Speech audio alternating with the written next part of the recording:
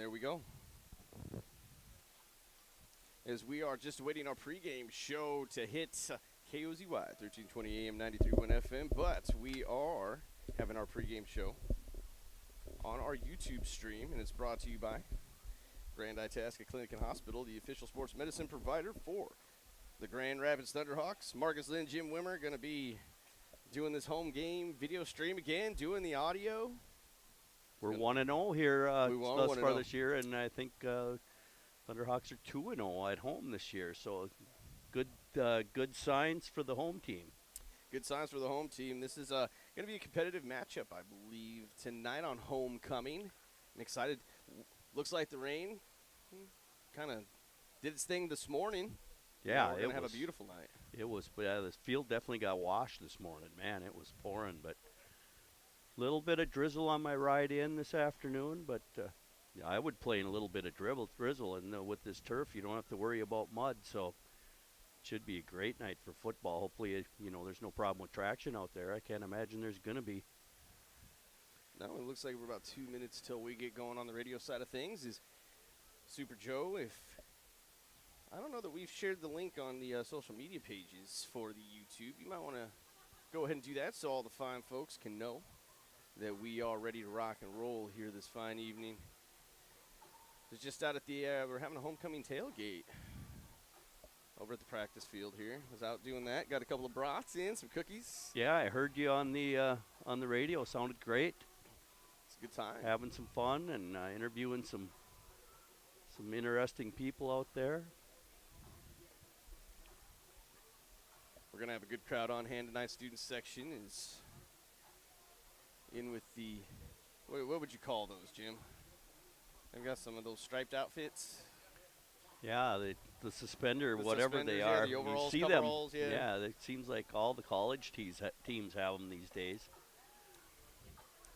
1 minute till we go live on the radio portion of things. The cool thing is to have one suspender unbuckled, right? Yeah, that's I think that was a cool thing back in my day. I think it still is.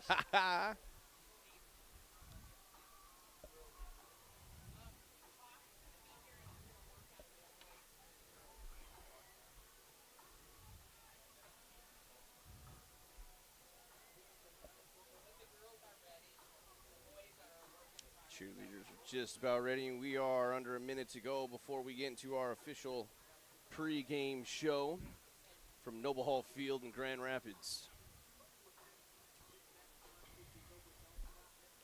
Looking forward to this matchup. 10 seconds until our simulcast is up and going on video and on radio.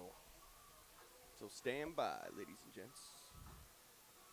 And welcome to Noble Hall Field in Grand Rapids. Marcus Lind alongside the Wim Dog, Jim Wimmer. And we have to give a big shout out to Super Joe back in studio because we are getting ready for Thunderhawks football. It's homecoming in Grand Rapids. And the Thunderhawks will be taking on the Greyhounds of Duluth East. How you doing tonight, Jim? Doing great. Excited for this matchup. As we were talking earlier, home team 2-0 this year at home. And hopefully we can make it 3-0 tonight. We hope so, again, as we are not only on the radio side of things, but we are streaming via our Rapids Radio YouTube page, and our pregame is brought to you by Grand Itasca Clinic and Hospital, the official sports medicine provider for the Grand Rapids Thunderhawks. The cheerleaders are out at midfield right now. It looks like they have "Take the Hounds to the Pound" is what the Thunderhawks are going to run through when they come out onto the field. Yeah, the boys are out in the shed getting pumped up, ready for this one, and they'll be hitting the field here shortly, and this is a great rivalry. It goes way back, and it should be a really good matchup here tonight. And the award-winning Grand Rapids Marching Band is now walking on the track in front of us as we can see them. And we're pretty excited that they weren't here the last time we were here, Jim, but we're gonna get to witness it tonight. No, they were competing, I believe, in Wisconsin, and yeah, they've been kicking some butt this year with their presentation. I'm looking forward to seeing them rock the house here at halftime. And as we kind of look at Duluth East, the Greyhounds, let's go over their schedule of what gets them here today. So their first game was against ESCO, and if you've been watching that ESCO football team, they're kind of a next-level football team at this point in time, and that was the first game for the Greyhounds. They lost 63-6. Then they defeated Hibbing did Duluth East 39-0. Very close game with Cloquet, just losing that one 17-16. And Denfeld was last week, and they did lose that game 27-14. Of course, I was in Hermantown with Grand Rapids last week, and a tough loss for the Thunderhawks going up against a very good Hermantown offense, defense, special teams. They were just kind of an all-around juggernaut that night. Everything was just kind of clicking their direction, but an opportunity now for the Thunderhawks to rebound here against East. Yeah, and the Thunderhawks are young. I read some of the coaches' comments, they're learning and sound like they were having some challenges in the trenches, and I'm sure they worked on it all week, and I expect them to have some things cleaned up here for this game. This will be a very highly competitive matchup we're expecting, and there's a lot of talk throughout the day of the weather conditions going to affect this game, but it almost looks like we're going to be under some clear skies by the time this thing kicks off if we're lucky. And the folks here for Grand Rapids have shown up in force across the way. A few of the folks from Duluth East have made their way to watch this one, as I'm sure they're still rolling into town as well. But Jim, as we talk to Coach Spahn and you read his comments, you listen to what he says, I mean, it's really all about the fundamentals, and you just got to get those assignments right. You got to tackle. You can't turn the ball over, and they'll be prepared this week here for homecoming. It sounded like he was pretty satisfied with defensive play last week. It was offense that was having some challenges, and it just sounds like some of the blocking schemes that there was some maybe some miscommunication going on or some misassignments there. And as I said, I'm sure they worked on it all week. I expect some things to be cleaned up, and look for a highly competitive matchup here tonight with a Duluth East team that always brings a really confusing looking offense onto the field, kind of like Rapids, lots of fakes and different things. So they're going to have there'll be a challenge here tonight with Duluth East. Their 1-3 record probably doesn't tell you how good a team they actually are. No, not indicative, I don't think, of how good they are, but both of these teams kind of have a gauntlet. This schedule for really both of these squads is after tonight, well, then East is going to go to Hermantown, and they're going to face them, and I will be on the road next week because North Branch is next. So, but we won't look too far ahead on that one because there's going to be some really good teams. But that's just what it is. Every week, week to week, coming through this schedule, it's tough games. Yeah. And you just have to be prepared, and the Thunderhawks will be there ready to go tonight. And you're going to be able to hear it right here on KOZY and our YouTube page. We're about 11 minutes until we get festivities underway. As here come the Thunderhawks. They break through the banner, and they are on their way onto the field, as you might be able to hear the crowd in the background getting ready to fire this one up. And so, again, we are scheduled for a 7 o'clock first kick. We're going to take a quick timeout, but you are listening to Thunderhawks football as you are on 1320 AM, 93.1 FM, and our YouTube page, and KOZYradio.com.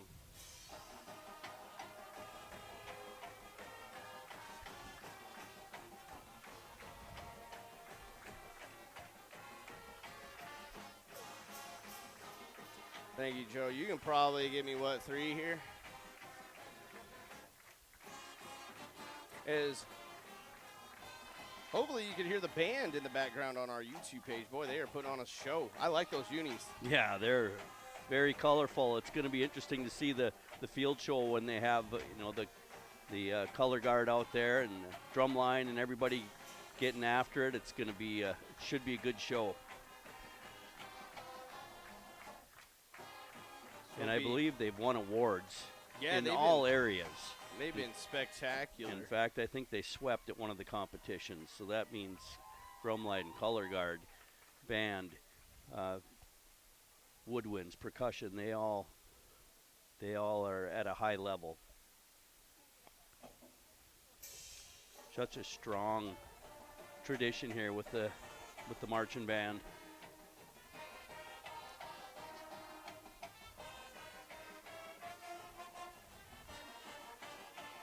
Again, for those joining us on our YouTube page, we appreciate you being here watching our stream. Brought to you by Grand Itasca Clinic and Hospital, our pregame show, the official sports medicine provider for the Grand Rapids Thunderhawks.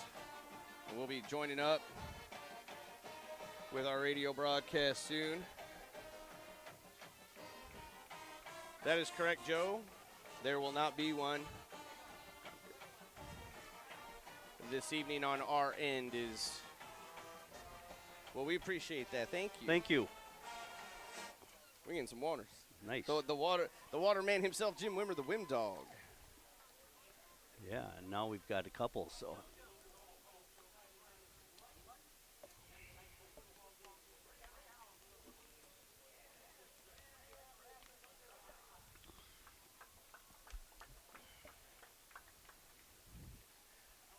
See Sheldon move down the way on us. Announcing from the other end of the He's like, I gotta get press box. away from those loud radio guys. Getting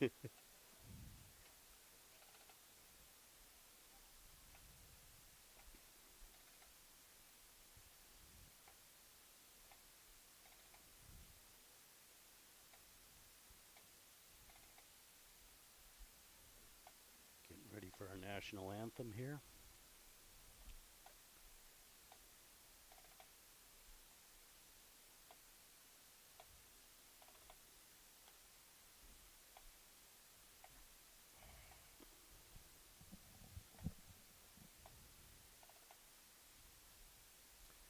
As we're at Noble Hall Field in Grand Rapids again on KOZY 1320 AM, 93.1 FM, and on our YouTube page with our pregame brought to you by Grand Itasca Clinic and Hospital, the official sports medicine provider for the Grand Rapids Thunderhawks. The color guard is out on the field, and we are doing the national anthem. We'll take a quick timeout and turn right after this.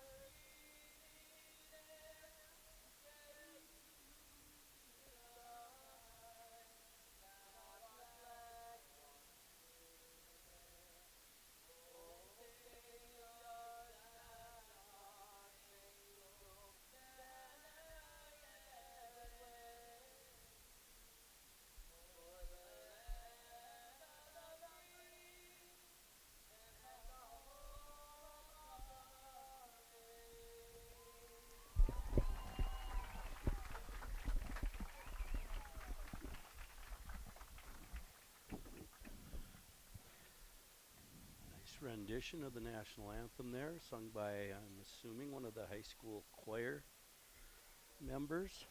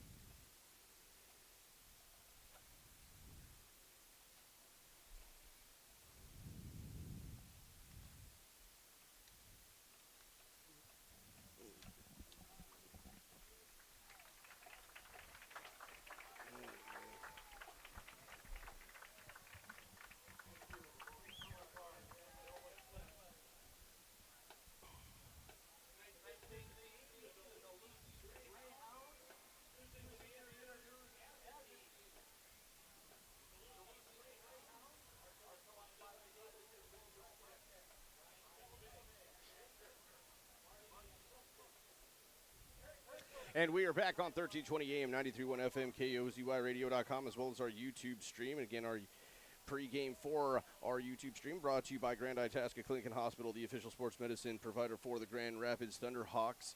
And we just got done with a beautiful rendition of the national anthem, and starting lineups are going to ensue. Duluth East is Sheldon Willis, the PA radio extraordinaire, says Duluth East choosing to be introduced as a team. And so they are not doing to do your starting lineups, so we will stick with it. And we're actually going to go through your starting lineups for offense and for defense for Grand Rapids. So for your defensive starters, number 2 will be Oliver Spahn. Number 7, Marcus Steele. Number 11, Jackson Rabers. Number 12, Jamin Freilich. Number 15, Jake Trombley. 19, Morgan McLeod. Number 33, Dougie Jesperson. Number 45, Sam Dick. 50, Joe Berg. 60, Aiden Lofstrom. And 65, Herschel Christensen. For your offense, defensive starters for Grand Rapids. Your quarterback, number 4, Devin Kinkle. Number 12, Freilich. Number 15, Trombley. Number 27, Jamison Duell. Number 33, Douglas Jesperson. Number 19, Morgan McLeod Carlson. 55, Gavin Moen.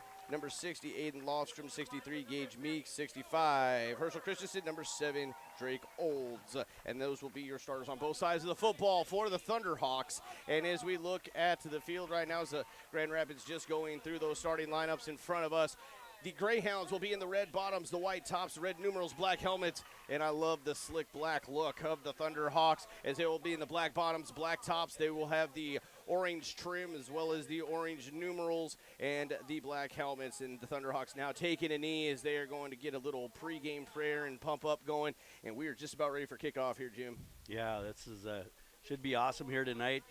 As we were talking about earlier, it's a really good rivalry.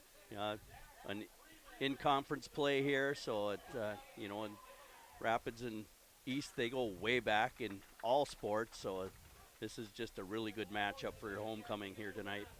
And we want to thank some of our great sponsors for allowing our radio broadcast to occur all season long. Lakes Gas, Great Clips, Specialty Construction Services, Itasca Reliable Assurance Agency, Dale's Auto Body, and Deerwood Bank. And we'll thank our sponsors as we continue through our broadcast this evening as we are just moments away from kickoff as Duluth East is coming out onto the field. And we'll just take one more quick timeout and we'll come back for the start of this game. It's Grand Rapids, it's Duluth East, it's Friday Night Football, and it's homecoming as you're listening to 1320 AM, 93.1 FM, and KOZYRadio.com, and on the YouTube stream.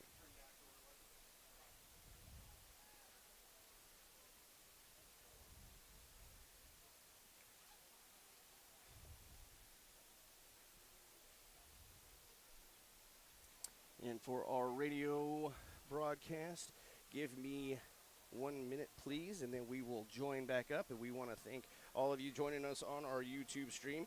Again, our pregame has been brought to you by Grand Itasca Clinic and Hospital, the official sports medicine provider for the Grand Rapids Thunderhawks. But we are just about ready for your first quarter of play.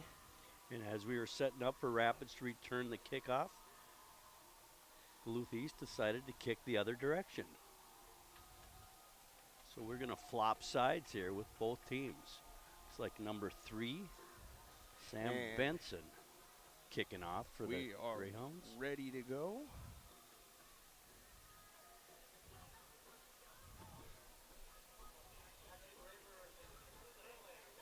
And welcome back to Noble Hall Field in Grand Rapids. Marcus Lind alongside Jim Wimmer as we have Super Joe back in studio. First quarter on our YouTube stream is going to be brought to you by Rapids Roof Trust. So we appreciate them bringing you your first quarter of play. We are just about ready to be underway on KOZY and on YouTube. Duluth East will be kicking from left to right to start this game off. And here we go.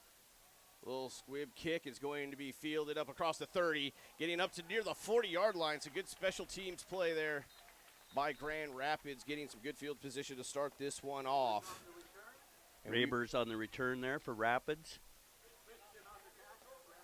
And Grand Rapids will be on offense first.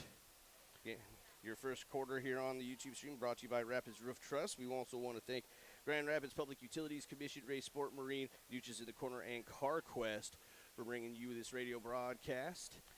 Rapids with great field position to start here, Marcus. Thunderhawks will line up. 2 to the left. 2 backs lined up behind Kinkle. They give it to Trombley, who is devoured up pretty quickly by the Greyhounds early. Got a couple yards on the play. It'll be now second down as we are just underway in your first quarter. 11:40 first quarter, 0-0. Rapids likes that dive play to Trombley. They've had good success with it this year. Hopefully they can get the run going here tonight. So 2nd and 8.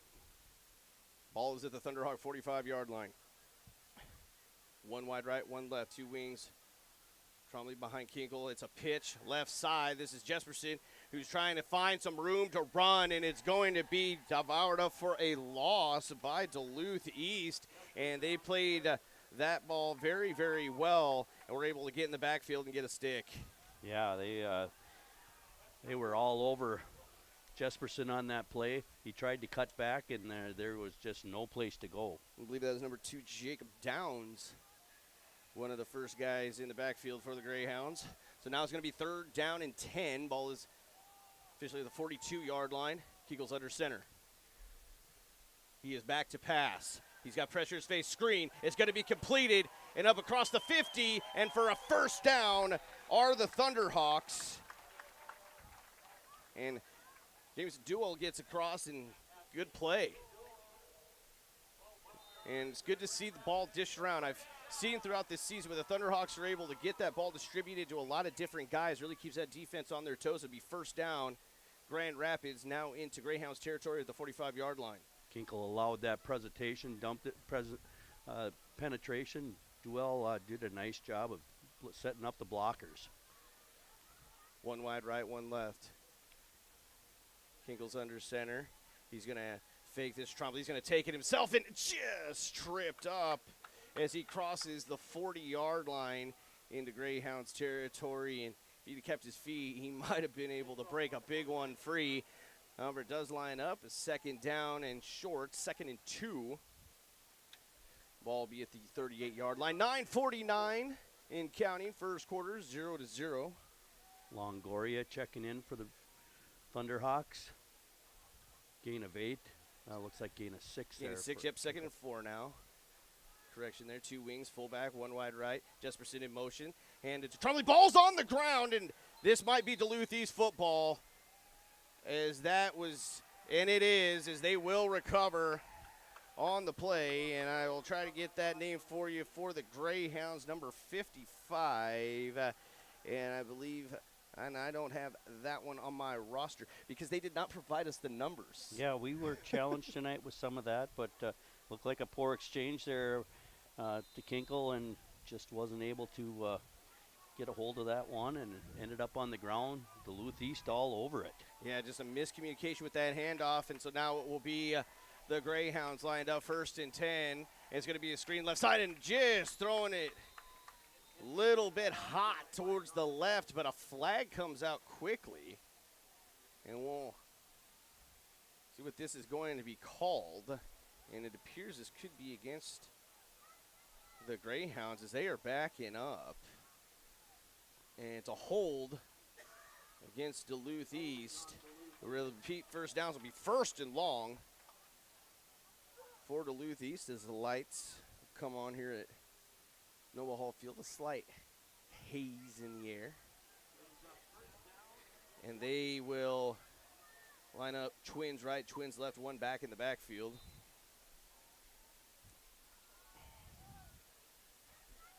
Awaiting the snap, man comes in motion. They hand it off, and there's Grand Rapids in the backfield, defensively making a play.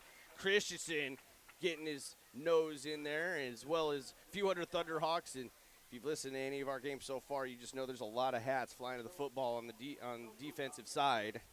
And your quarterback, is that going to be for Duluth East? Number 10. And we'll get you that. I have 2 number 10s on my roster, Jim, so I'll let you pick which one. Zach Valley. So he's rolling left. He's looking. He throws, and good coverage. Knocked away by Trombley. And they tried to get the mismatch and almost caught him in stride, but Trombley has that athletic physique and just has a little bit longer arms, was able to knock that ball away. It's going to be 3rd and long. It's 3rd and 22 from their own 26 for the Greyhounds. 8:42. We are in your first quarter play, 0-0 ball game. Trombley kind of trailing on that play there, but with his long arms able to knock that one away. He had to kind of knock it away twice. Receiver was trying to regain possession of that ball, and Trombley able to knock it away. Valley's in the gun. He fakes a handoff, throws quickly, and they want a flag. Does Duluth East? They're not going to get one. Is good coverage there, and that's going to be number 45, Sam Dick. We call his name a lot on the defensive side of the football. He makes a lot of plays, and it's going to be 4th down and long for Duluth East. 4th and 22. Ball is at their own 26-yard line. 8:38, first quarter, 0-0, and they will have to punt this one away. Grand Rapids sends 2 deep backs. Sam Dick was all over that receiver coming out of the backfield there. Great coverage. And Duluth East running in players late. And they await the snap, moving from left to right. And there's going to be a flag. Grand Rapids is signaling that Duluth East moved. Duluth East, of course, signaling the Grand Rapids moved, and it will be encroachment on Grand Rapids. This will move it up 5. However, was 4th and a mile. This will just move up to where they will punt the football. Yeah, now it'll just be 4th and 3/4 of a mile. I like that one, Jim. That was good. So 4th and 17. Ball is at their own 31-yard line. 8:37 first quarter, 0-0. Good snap. Kick is up. It's high. It's short. And will be fielded about the 49-yard line. McLeod Carlson comes up, makes a good grab. And that's where Grand Rapids will take over offensively. On their first offensive possession was a miscommunication on a handoff, and Duluth East was able to recover the fumble. Grand Rapids now will look to regroup. 1st and 10 from the Duluth East 49-yard line, moving from right to left. We appreciate you joining us on our YouTube stream. McLeod Carlson doing a nice job of catching that ball in traffic on that fair catch. Rapids Roof Trust bringing you your first quarter on YouTube as Kinkle takes us off the right side, and he will have positive yards to start this drive off. And we also want to thank Lake Country Power, Northern Star Co-op, Grand Rapids State Bank, and Grand Rapids Dental Care bringing you tonight's broadcast homecoming for Grand Rapids. Kinkle picking up 5 on the keeper there. That brings up 2nd and 5 from the 44-yard line of the Greyhounds. 2 split left.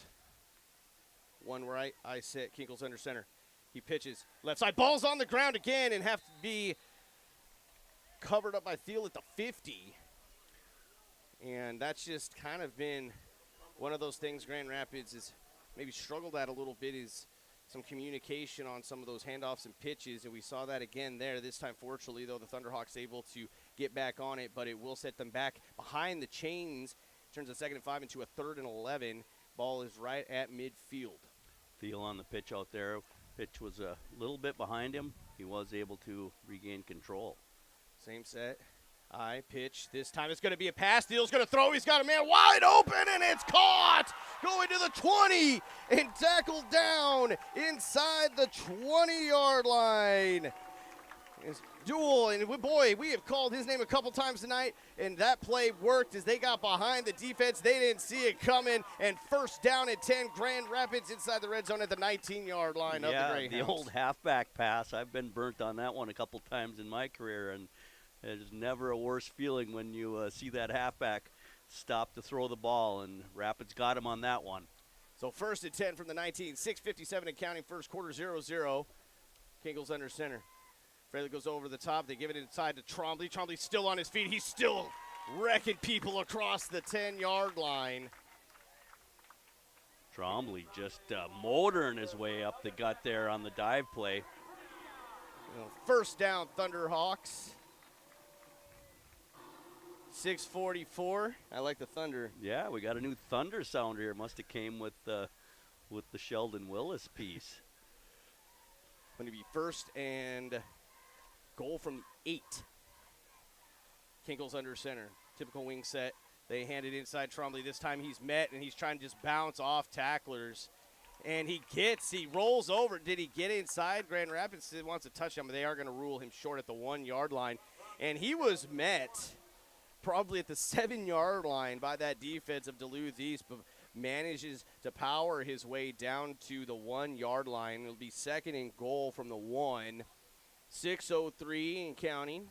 Trombley, just great second effort on that one. First quarter, Trombley is right behind Kinkle. Fralick's in the backfield and left wing.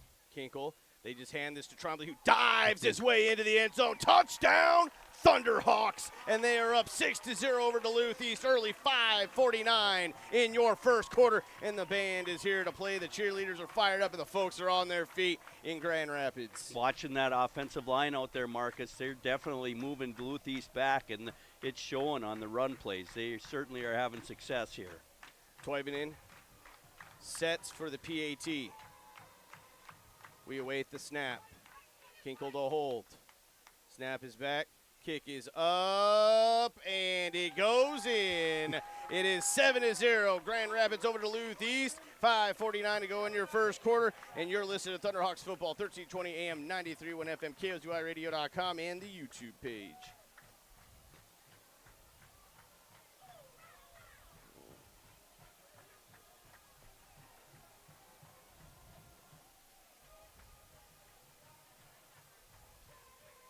Just what the doctor ordered there to start off the homecoming.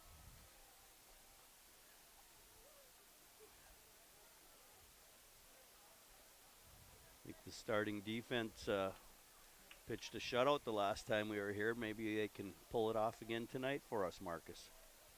We hope so. As again, your first quarter play brought to you by Rapids Roof Truss. Super Joe back in studio. We're about a minute away from getting back on with our radio broadcast. 10 seconds away.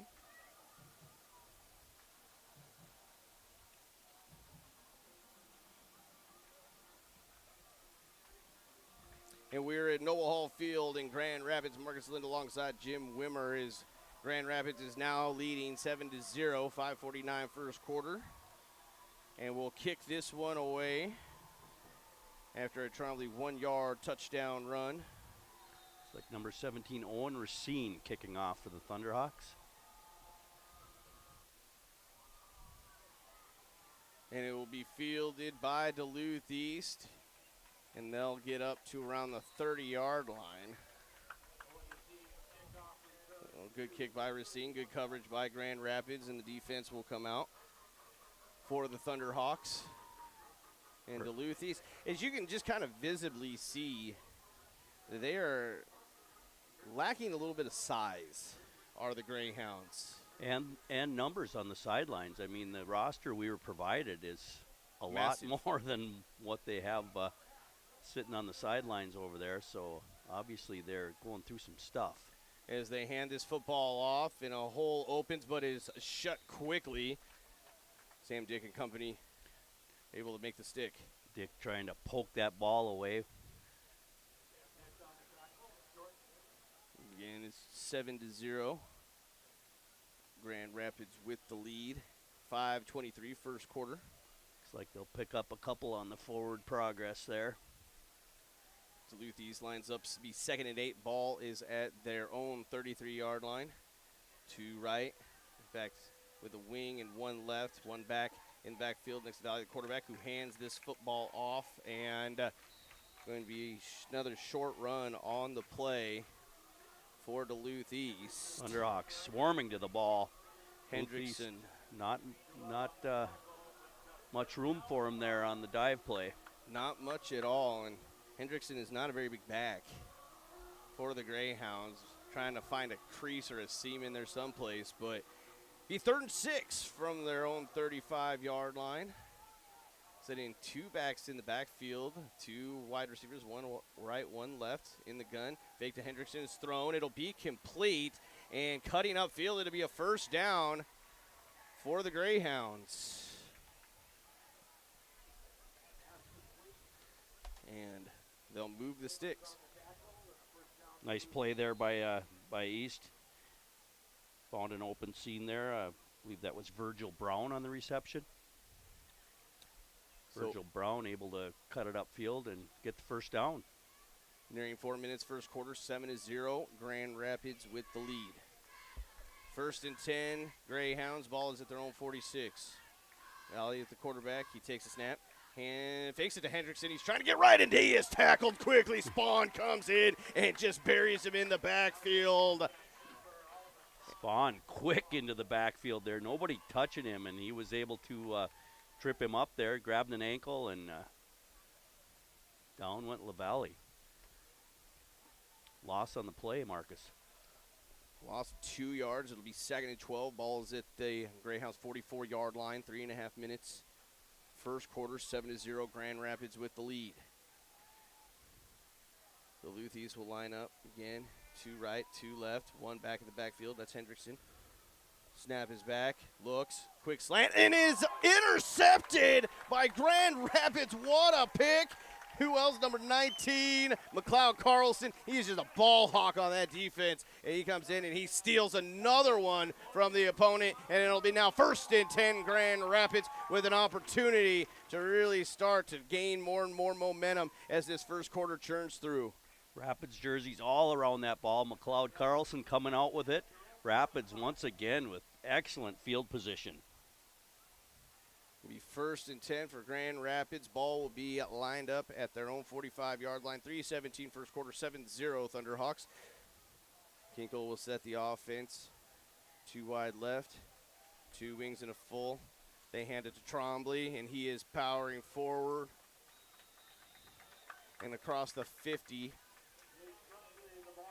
And that'll be a good positive gain. It'll be 2nd down, Grand Rapids. Yeah, I'm just seeing real good push by the Grand Rapids offensive line here. Obviously, they've cleaned some things up from last week, and they're looking really good here so far on the run. They are on a mission. They will line up after that gain of 6, 2nd and 4. Ball is at the Duluth East 49-yard line. Kinkle under center, now two wide to the right. Kinkle's going to run it himself off that right side, and he'll have enough for a 1st down as he crosses the 45 to near the 40-yard line of Duluth East. So 1st down and 10, Grand Rapids. Yeah, Rapids just getting chunks on the inside runs. They've been challenged trying to go outside, just connecting the ball, but inside they've been really strong. 1st and 10 from the Greyhounds 43-yard line, 2:26. First quarter, 7-0, Thunderhawk lead. And Grand Rapids with the ball, moving from right to left, two wings. The full is Trombley behind Kinkle. Freilich is in motion over the top. They give it to Trombley, who's running. He's powering inside. He's still on his feet, and they just can't bring him down as he crosses the 30-yard line. And he's just like a freight train, just drilling through Greyhounds. Trombley just keeping those legs moving, picks up 14 on that 1st down run. Once again, that dive play up the middle. East can't stop it. As they are physically winning up front is Grand Rapids. It's kind of a fog that is settled here in Noble Hall Field. There is, and it looks like it could set in. This might get to be tough viewing here a little bit. Grand Rapids sends up 1st and 10 from the Duluth East 29-yard line. 7-0 Thunderhawk lead. They hand this inside Trombley again. He finds a hole, and they're just trying to tackle him up top, and he's just going to carry him with him as he crosses to near another Grand Rapids 1st down.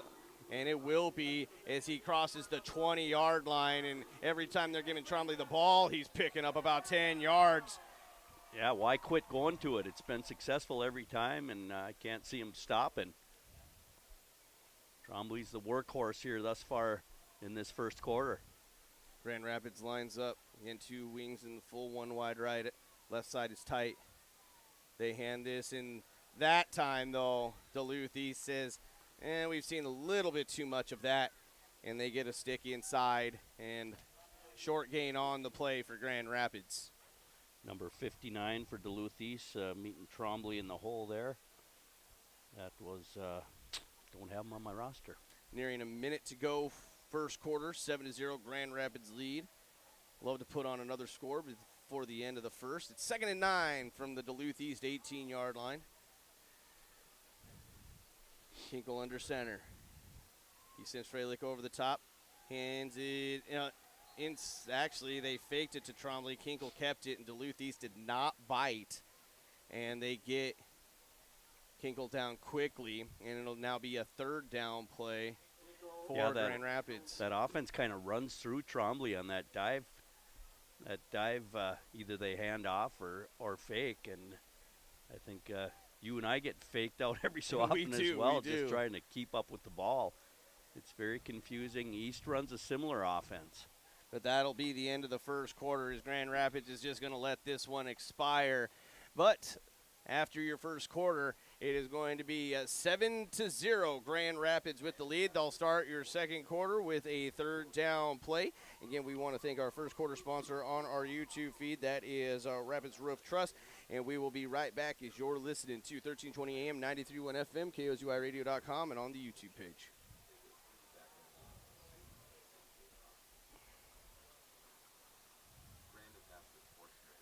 As they would say, Thunderhawks won that quarter. That they did. As our second quarter on YouTube will be brought to you by Hibbing Chrysler Center. Thank you, Hibbing Chrysler Center. Sure appreciate the sponsors, able to bring these broadcasts and videos to you all out there. About 20 seconds away from rejoining our radio broadcast.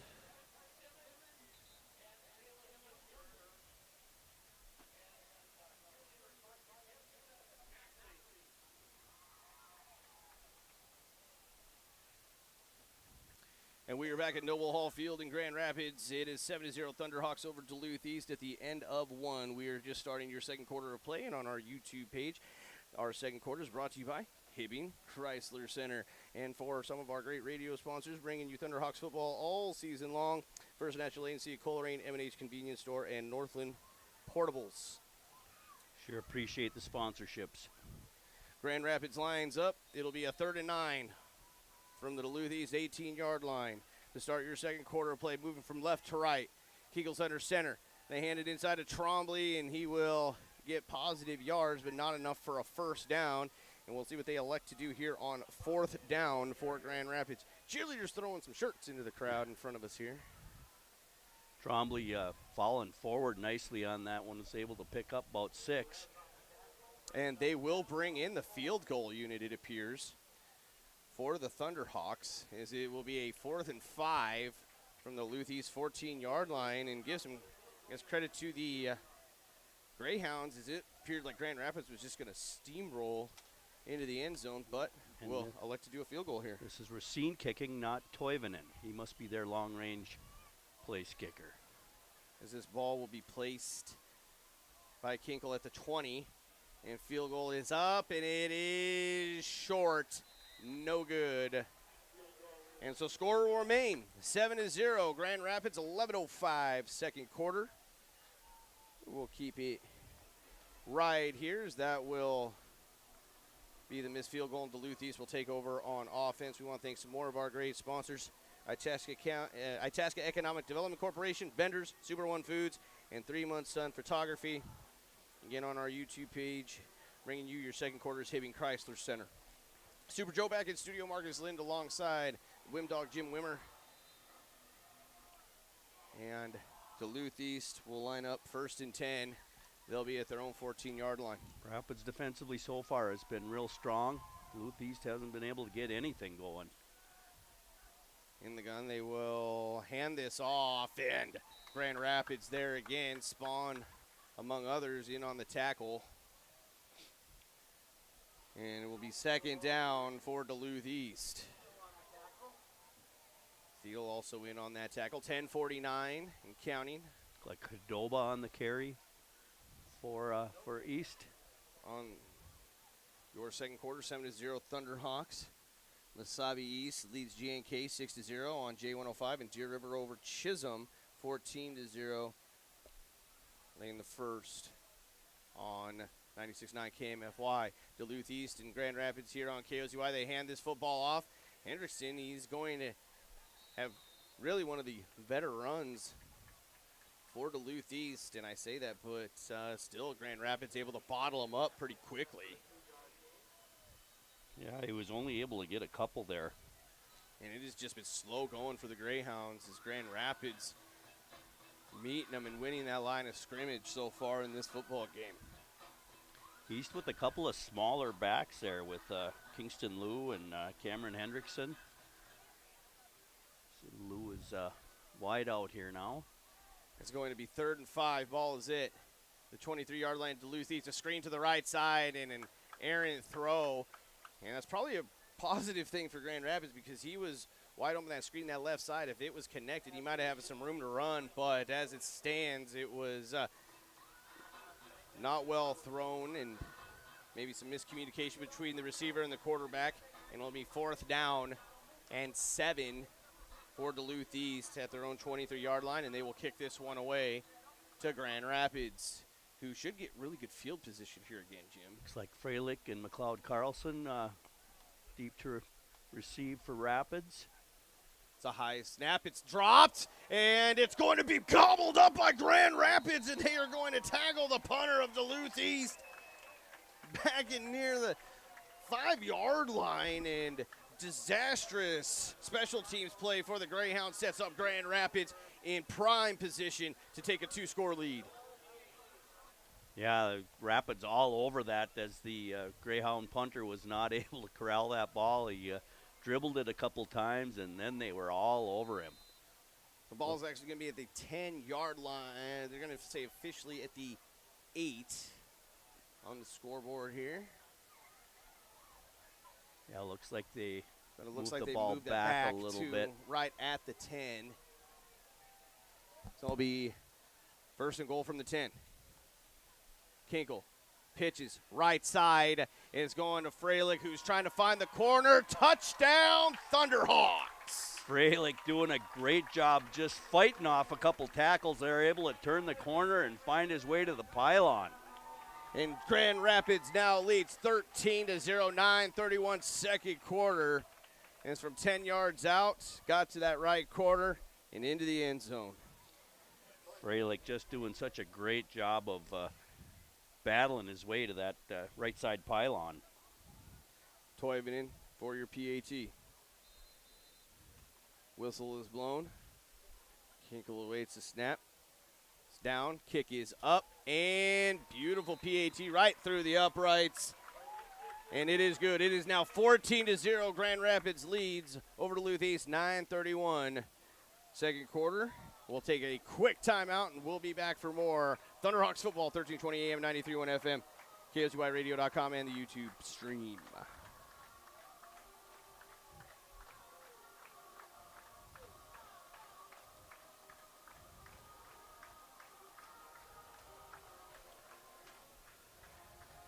Looked like Owen Racine on the kick there. Was that Racine? That was Racine. Beautiful PAT. Yeah. If he would have had that distance on his field goal attempt, I think he would have made it. So it's like he got the bugs worked out on that place kicking.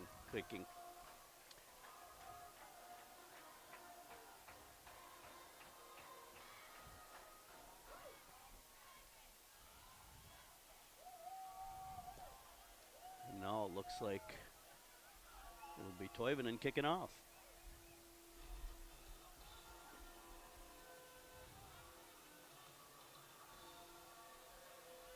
And we are back at Noble Hall Field in Grand Rapids. For those of you joined on our YouTube stream, the second quarter is brought to you by Hibbing Chrysler Center as Grand Rapids scores. And that is almost an onside kick, almost look like. Just a short kicked off to the right side, but it will go out of bounds.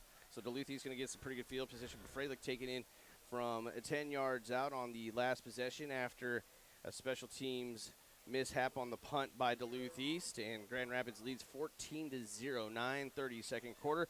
Duluth East will now try to regain some composure here as they will have it up at the 35-yard line, their own 35, first and 10, as the Grand Rapids Thunderhawk kick goes out of bounds on the kickoff. Toivonen looked like she was trying to kind of spot that kick and just kind of bumped out of bounds on her. So Duluth East back to pass. It's a screen, and it's going to be picked. This is going to be a pick six. It's Dougie Jesperson. Touchdown, Thunderhawks. And he read that like a book and missiled his way into the end zone. Jesperson with a head of steam as he picked off that ball. There was no one was going to catch him as he found his way to the end zone. 20-0 now Grand Rapids leads. 9:23 second quarter. What a play. That was about a 35-yard interception return for TD. We're missing a guy on the extra point. Rapids gets their last guy in here. That's a long snapper. you need that. Yeah, you might want him. Toivonen kicking. And it's up, and it's good. It's 21-0. Grand Rapids leads, 9:23 second quarter. And we'll take another quick timeout as you're listening to Thunderhawks football. It's homecoming in Grand Rapids, 1320 AM, 93.1 FM, KOZYRadio.com, and the YouTube stream.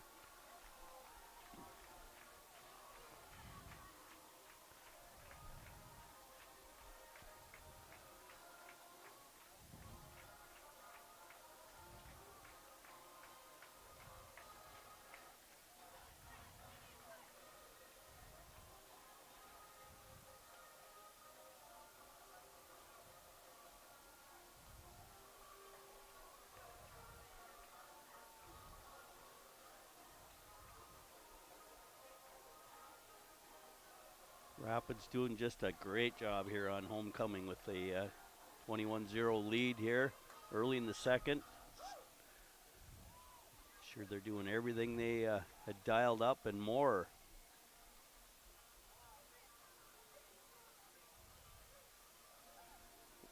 About 10 seconds away from rejoining our radio broadcast.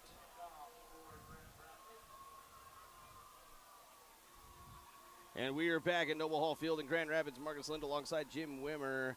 If you're joining us on our YouTube stream, second quarter is brought to you by Hibbing Crisis Center. It's been a good one for Grand Rapids. They now lead 21-0, 9-23 in your second quarter. Racine kicking off for Thunderhawks. Kick is up. Good kick. Going to be fielded by Duluth East. He's going to get pretty decent return for the Greyhounds, but field position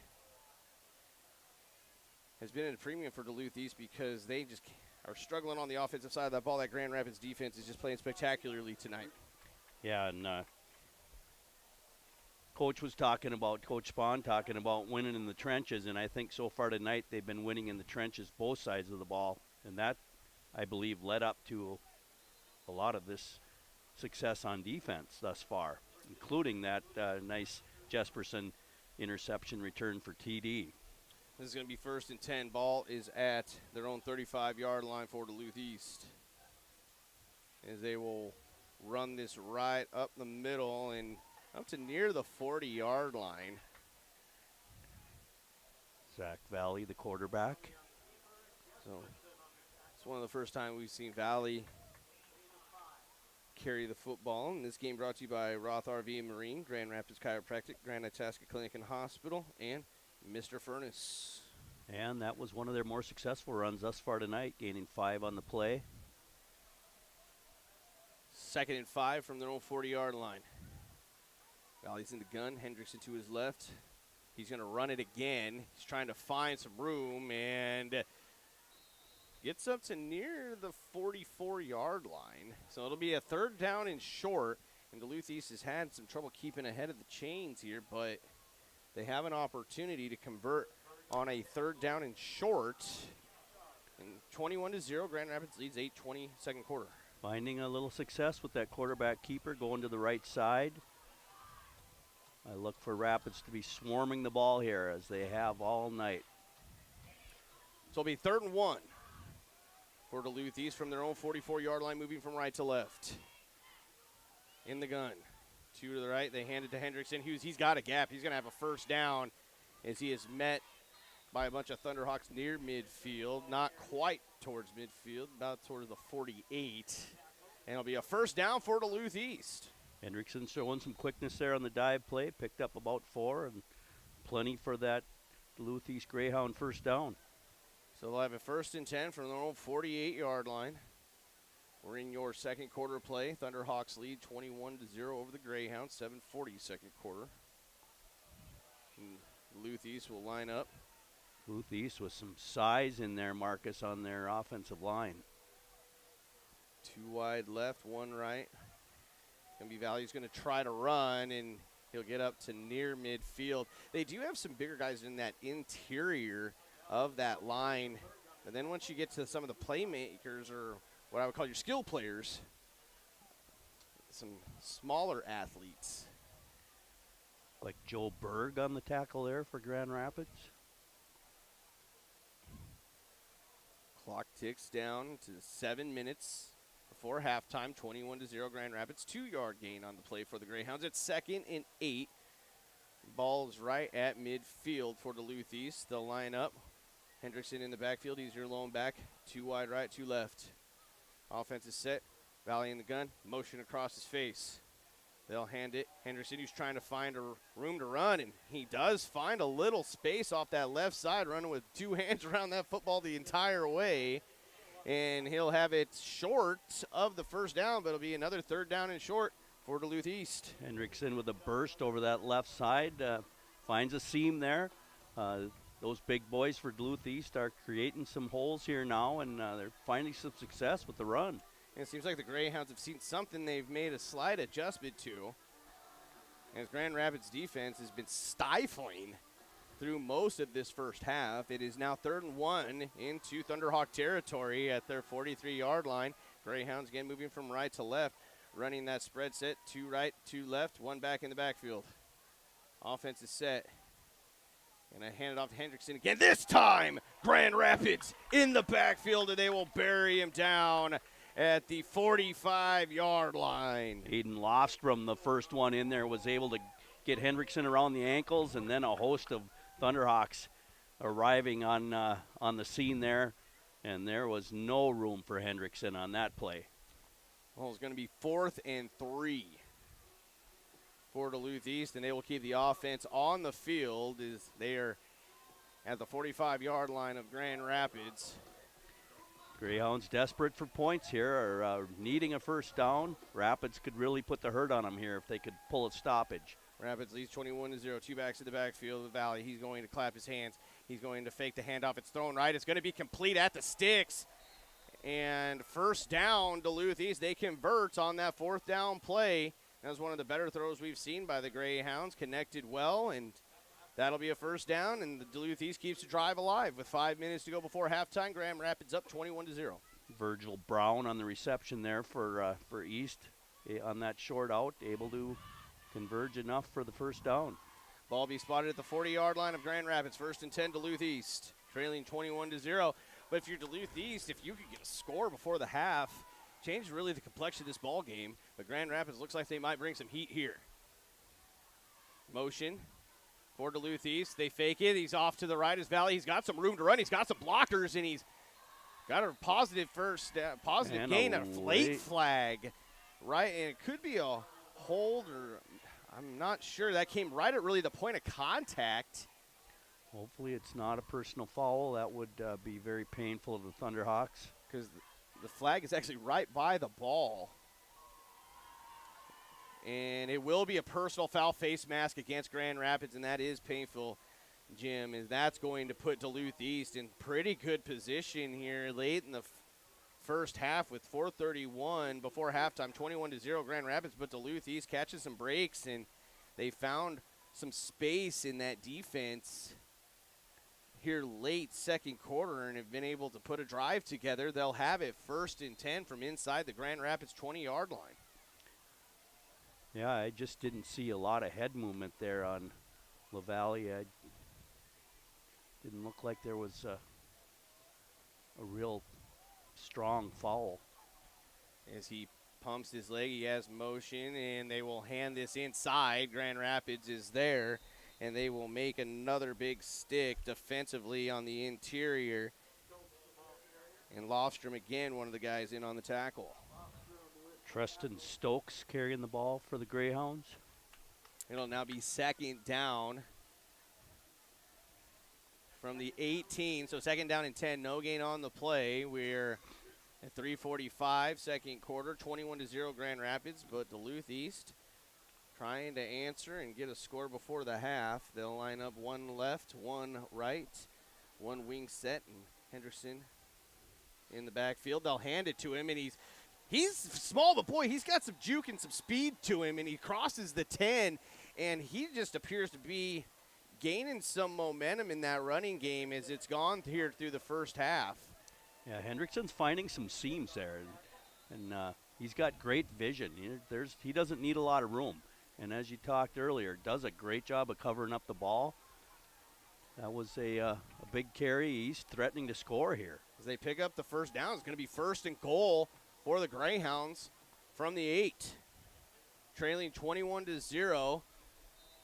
3 minutes before the half, and we'll have a whistle And this is going to be a timeout.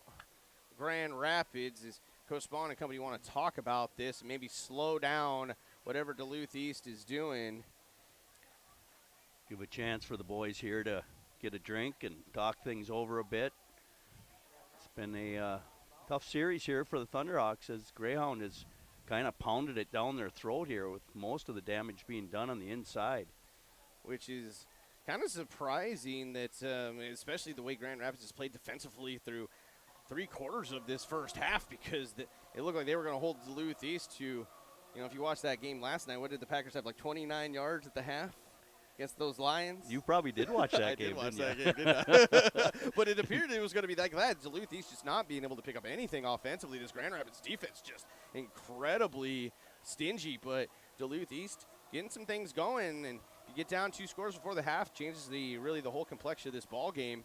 But Grand Rapids still in control, 21-0, 3:05 before the half. Again, if you're watching on the YouTube stream, this second quarter is brought to you by Hibbing Chrysler, and we actually do have a timeout on the field, and those are brought to you by S&S Meats. So I want to make sure I get that one up there for you as well, as we always appreciate the folks at S&S. The home of Stanley, the steer. The home of Stanley, the steer, yes. You don't mess with Stanley. No, you do not. And we got some Megadeth going on in the facility tonight. I can always get behind a little rock and roll. Good playlist, and we're going to see the band here at halftime, too, for Grand Rapids, talking about a good playlist. So Duluth East now, first and goal from the 8. It's going to be a throw to the end zone, intercepted, Grand Rapids! Jesperson again, and he's coming near side, and he's finally dragged down across the 30. And the ball hawk, the Thunderhawk, Dougie Jesperson clapping his hands. He says, give that back to me. And they just shut him down, does the Thunderhawk defense. And it'll be 1st and 10 for Grand Rapids. LaValle trying going inside on it to his tight end, and Jesperson all over picks it off, and a nice run back by Jesperson. Grand Rapids just what the doctor ordered defensively for the Thunderhawks. Boy, he just picked that one right out of the sky, because it looked like that was a pretty well-designed play by Duluth East, but he read it, took that ball away at its highest point, and Grand Rapids now on the offensive side, 1st and 10 from their own 33, and now they have an opportunity with 2:56 still left to go in this half. Yeah, they could change everything here. Jesperson with great quick hands on that play. Kinkle hands this one off. It is Thiel who's running. He's across the 50. He makes a juke move at the 40, and he's down to the 30-yard line. Grand Rapids turning it on. Big run by Thiel. I think East was thinking Trombley had the ball. Great fake there inside, and Thiel was off and running. 1st and 10, Grand Rapids now into Duluth East territory. This game brought to you by Dairy Queen, Itasca County Public Health, Arrow Embroidery, and Essentia Health. Bringing you Thunderhawk football all season long. 1st and 10, Grand Rapids from the 29-yard line of Duluth East. Double wing set, fullback. It's Thiel who goes in motion over the top. Kinkle backs out from under center. Now they set back in. One wide left. They're going to fake this. Kinkle has the football, and he's trying to follow his blockers, and he's still on his feet. No whistles just yet. He's trying to keep those feet moving. They never do get him to the turf, but forward progress is stopped. Thiel with some strong, or Kinkle with some strong legs there. They weren't ever able to get him on the ground, but my, how things change in a few plays. Right, Marcus? Amen to that, as there's 2 minutes left to go. And from what turned into Duluth East looking like they might cut this to a 2-score game, looks like Grand Rapids could potentially go up by 4 scores with under 2 minutes, 21-0 Grand Rapids. 2nd and 3 from the 22 of the Greyhounds. Thiel goes in motion. Ball's on the ground again, though, because miscommunication on the snap, but Kinkle is able to jump back on it and retain possession. Yeah, that was the second bad exchange tonight. Rapids will need to clean that up. Fortunately, Kinkle able to fall on that. 3rd down for the Thunderhawks. 3rd and 3. Ball placed roughly in between the 22-23 yard lines. Right towards the middle of the field. Maybe sways just towards that right hash. 2 wide left. Field goes in motion. They hand it inside. That's Freilich, who does a spin move and cuts inside, and he'll be up to near the 15-yard line. Freilich met in the backfield on that, was able to spin out of that, find a seam, and able to pick up a big gain.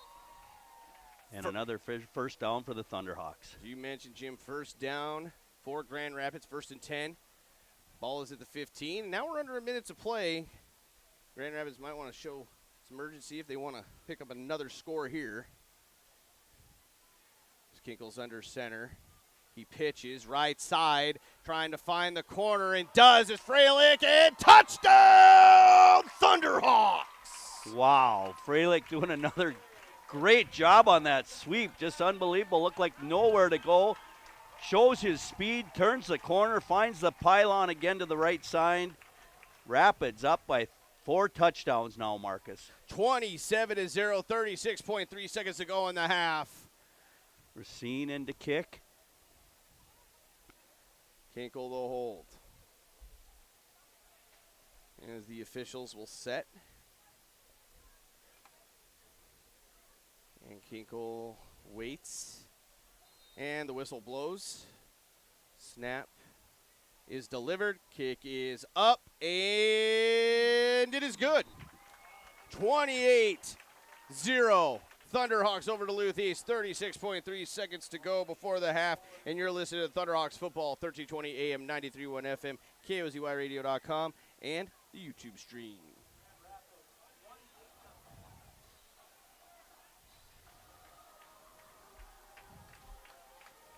What a big second quarter here for the Thunderhawks. 3 touchdowns and extra point conversions.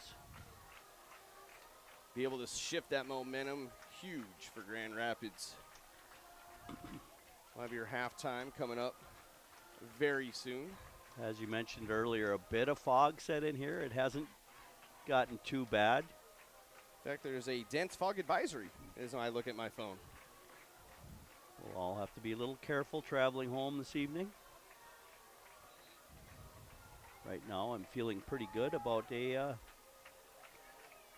enjoying a Thunderhawk victory on my ride home. You're kind of my good luck charm here, Jim Wimmer.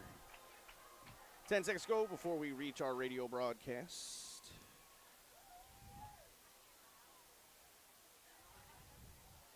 And we are back at Noble Hall Field. Grand Rapids is taking a 4-score lead. It is 28-0, 36.3 seconds to go before the half. Freilich put another one on the board into that right corner of the end zone, rushing it. And Grand Rapids kicks this off. A little squib kick going to be fielded by Duluth East. And coming out to the right and still on their feet is Duluth East. And a flag comes in late again. We'll see what the call is here. And we'll have your halftime coming up with 28.4 seconds. The Grand Rapids marching band to our left in that left end zone. We'll have that for you, and we'll break down some scoring with Jim Wimmer. A recap of what we have seen through this first half. That is going to be a penalty on Duluth East. It'll back them up. Toivonen with a nice squib kickoff there. That was Gavin Stokey on the return. Was able to find a couple of seams there and with a nice return, but all for none on the penalty. And it'll be 1st and 10 for the Greyhounds from their own 31. 2 wide left, 1 right. Hendricks in the backfield. It's going to be thrown and caught. And trying to break across the 50 is Duluth East. And that one was well thrown and complete. And a timeout.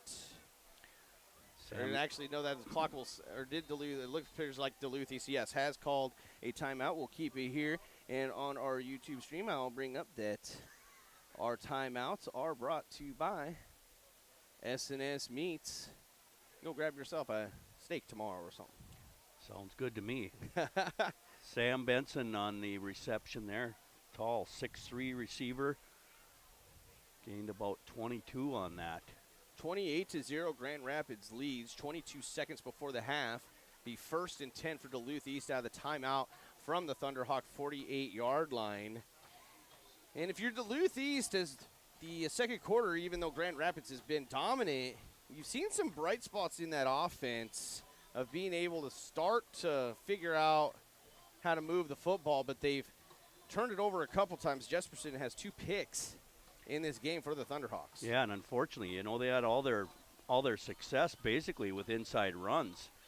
And when they've tried to pass the ball, they've had limited success, but Valley's thrown a couple interceptions, one back to the house, both taken by Jesperson, and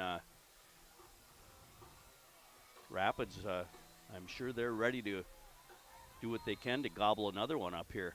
As it is 1st and 10 for the Greyhounds from the Thunderhawk 48-yard line. It's going to be another pass, quick slant inside, and thought it was going to be a lot shorter than it was, but good effort by Duluth East to get up to near the 40-yard line, and it'll be another timeout by Duluth East. I'm a bit surprised they weren't working the sidelines on those patterns, but inside slant there, decent gain, but Rapids able to wrestle down the receiver. Again, this timeout on our YouTube stream brought to you by SNS Meats, but we also want to thank some of our other sponsors for bringing you Thunderhawks football all season long.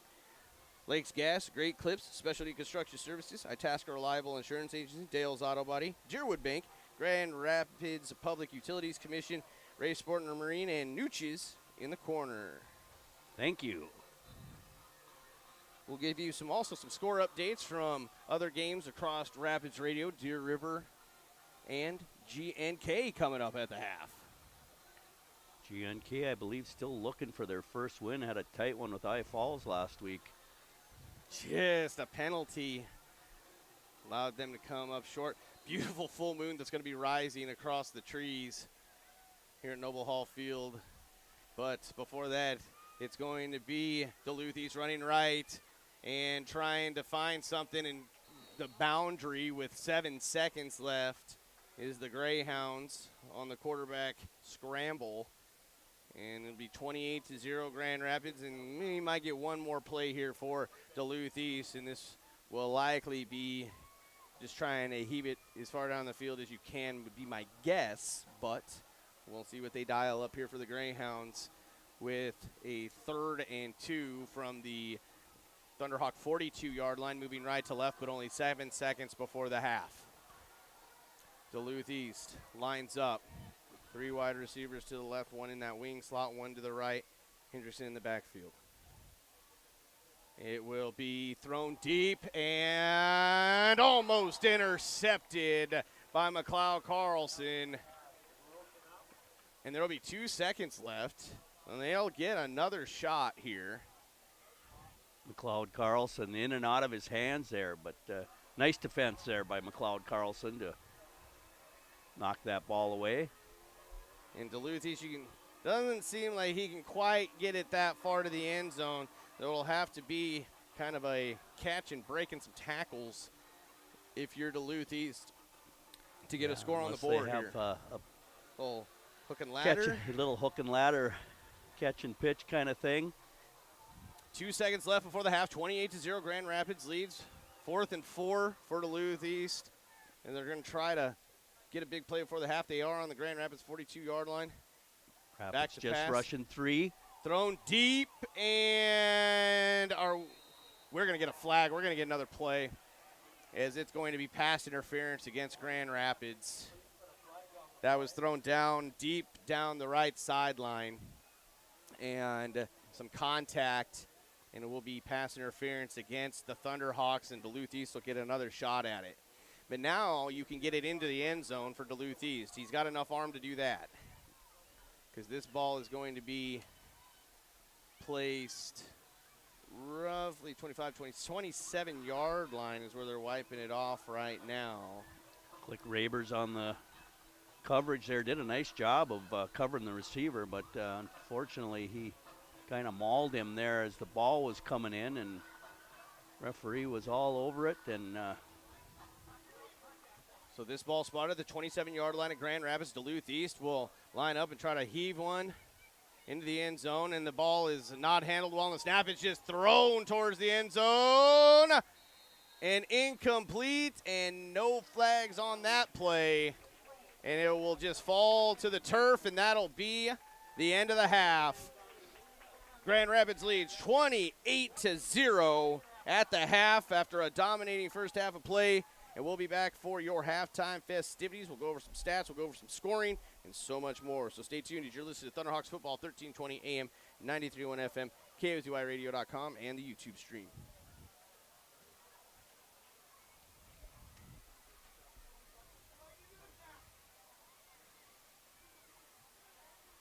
And your halftime on the YouTube stream is going to be brought to you by Pekegama Electric. An electric first half for Grand Rapids. It was. I'm sure Dwight at Pekegama Electric would agree. And we will have your radio broadcast and join that back up here in about 3 minutes. Super Joe back in studio. Marcus Lynn, Jim Wimmer. Grand Rapids Marching Band taking the field, getting ready to rock the house. It's homecoming. Our own Tammy Kopke is out at the 50-yard line from Rapids Radio, presenting some honors. And we will keep our stream on the Grand Rapids Marching Band doing the field show. In fact, this will be the first time I've seen the field show. I'm pretty excited about that. Yeah, should be a treat. Sounds like they still have a few competitions coming up later on this fall. Sounds like they're pretty dialed in thus far with this performance, and should be a treat to watch them here.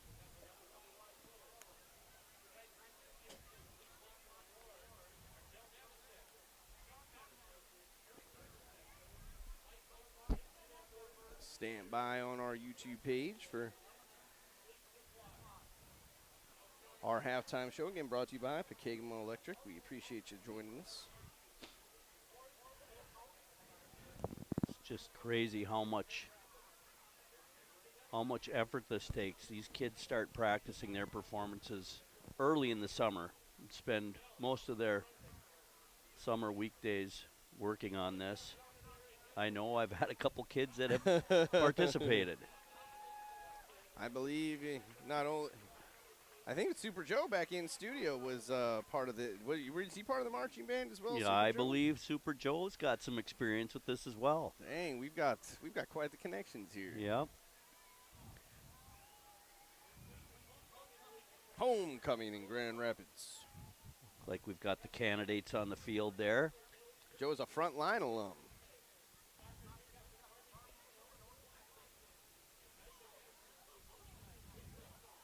Super Joe making us sound good, communicating us to on the radio side of things, making sure we are doing what we're supposed to do. Full moon rises above the trees across the way. The fall colors have started to take effect. Is that a bad moon rising? That is a bad moon rise. We got a little CCR going on here. We got 5 seconds before we join our radio broadcast, and we are back in Noble Hall Field in Grand Rapids as we got the bad moon rising across the way above the Noble Hall Field. It's beautiful, actually. Beautiful night. I know there's a lot of talk about what the weather might be this evening, but it has turned out great. And if you're joining us on our YouTube stream, our halftime is brought to you by Pekegama Electric, and we will bring you the halftime show when the marching band begins. However, we do want to thank some other sponsors as well who help bring Thunderhawks football to you all season long, allow us to travel and go to every single game. Marcus Lind alongside Jim Wimmer with you as this game is brought to you in part by CarQuest, Lake Country Power, Northern Star Co-op, Grand Rapids State Bank, Grand Rapids Dental Care, First Natural Aid, City of Coleraine, M&H Convenience Store, Northern Portables, and Itasca Economic Development Corporation. And Jim, I suppose we ought to start out with some scoring. Your halftime score is Grand Rapids does lead 28-0 at the half over Duluth East. And Jim, how did we get there this evening? Yeah, Rapids with a lot of success inside in that first quarter. On their first possession, they marched down the field, and it was Mr. Trombley on a 1-yard dive play, followed by a Toivonen kick. Rapids up 7-0, and that's how the first quarter would end. Some strong defensive play by Grand Rapids in that first quarter, They didn't allow East to move the ball much at all. In your second quarter, Grand Rapids again really looking strong on the carrying the ball. Freilich with a 10-yard right side sweep, able to find the pylon, and that was followed up by a Racine kick. Rapids up 14-0 second quarter. And then it was Dougie Jesperson picking off a Valley pass. He returned it 35 yards for a touchdown. Toivonen with the kick, 21-0 Rapids. And then late in the second quarter, the Duluth East team driving down the field, looked like they were going to score a touchdown, and Jesperson again with another interception, and Rapids able to get the ball back, and later on we're able to march down the field. Freilich once again with a 15-yard right side sweep, finding that pylon again. Racine kick. That's how the second quarter would end. Rapids up 28-0. 28-0 at the half. The Thunderhawks lead on homecoming. And we'll take another timeout. We'll kind of go over some of the kind of analysis of what the first half had in store for us on homecoming in Noble Hall Field in Grand Rapids. We'll ask Super Joe maybe to get us some other scores from around the area on our Rapids radio group of stations. And we'll be right back on 1320 AM, 93.1 FM, KSUIRadio.com, and the YouTube page.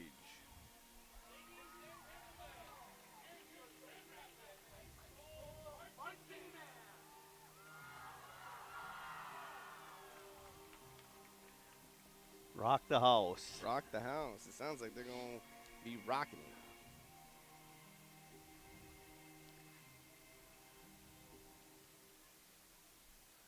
You're in for a treat, Marcus.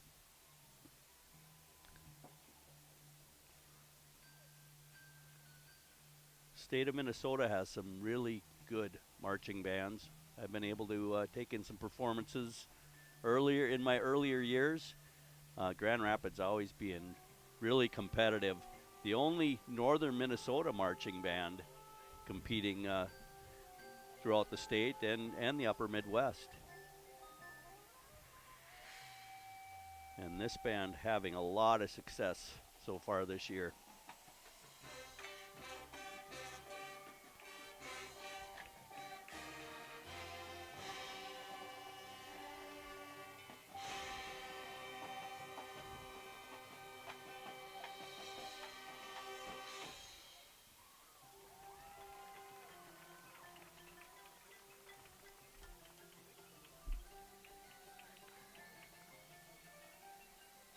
Just amazing to me that how they're able to move around, intermingle without stumbling over one another.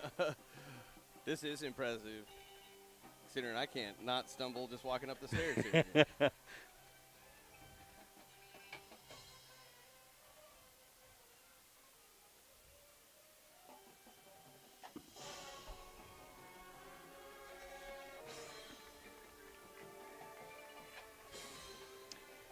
And every year it's a new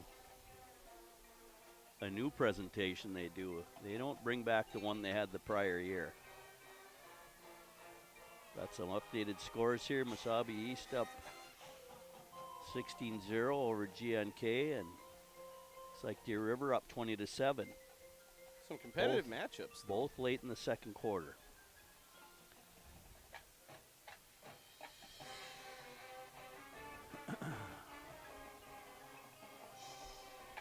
Another great crowd here tonight.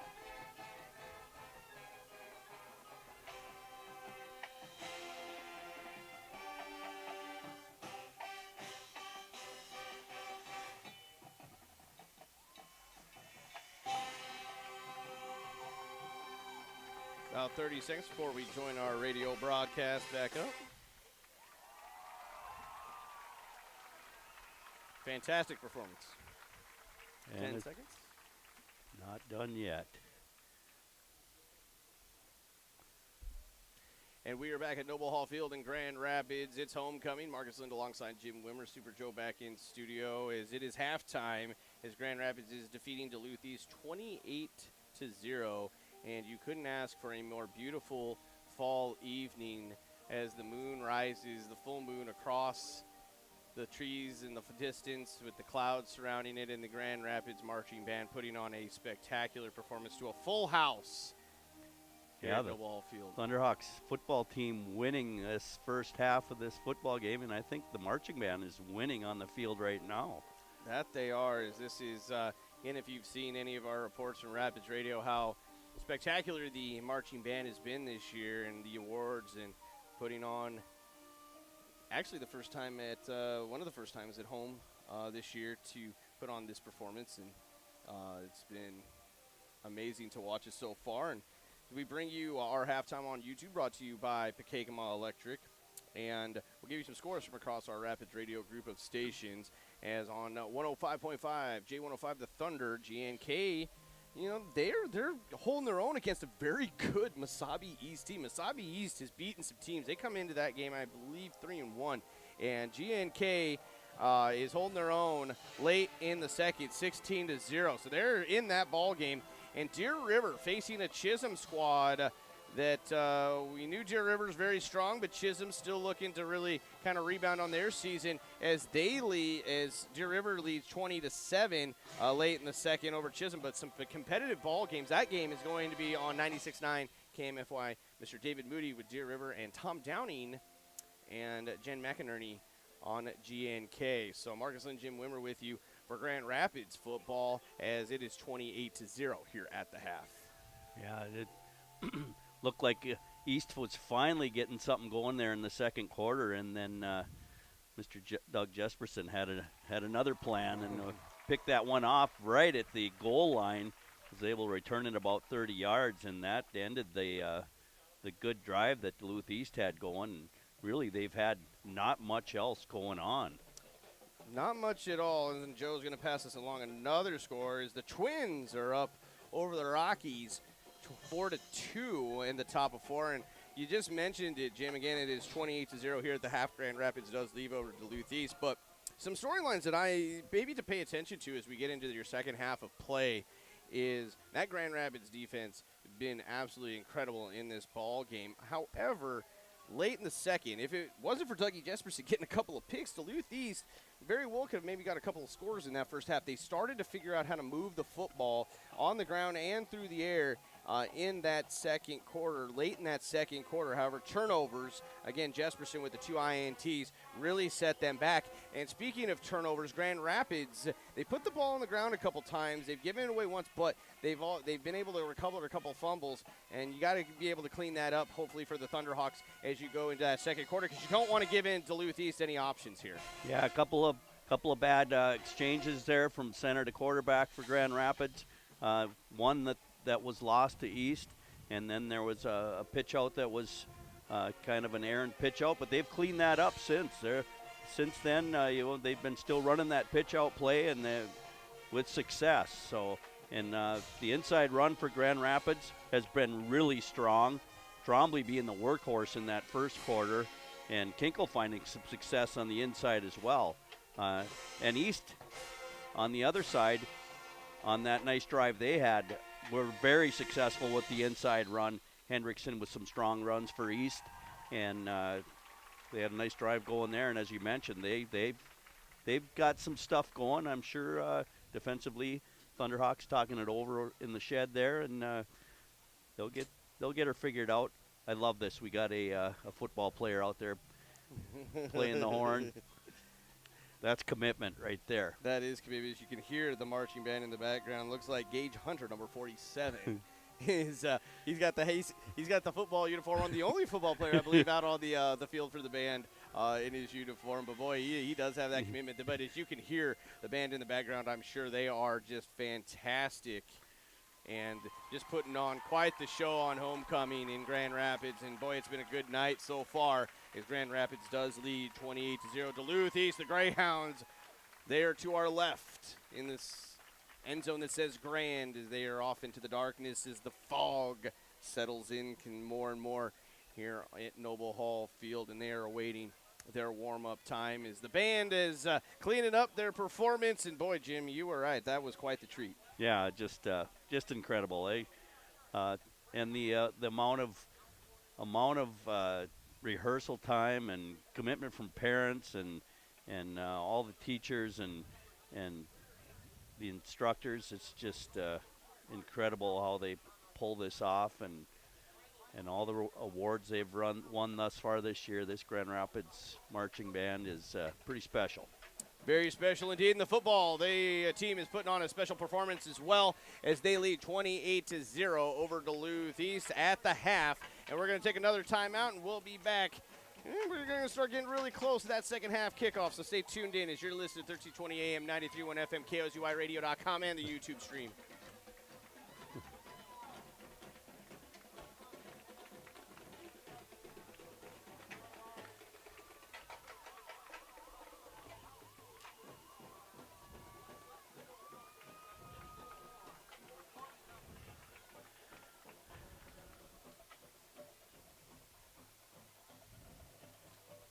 See, now that I've seen what the marching band can do, Super Joe, I really want to see you do that in the studio. Because if you can do things like that, we need to start putting you out there and getting that done, because that's impressive.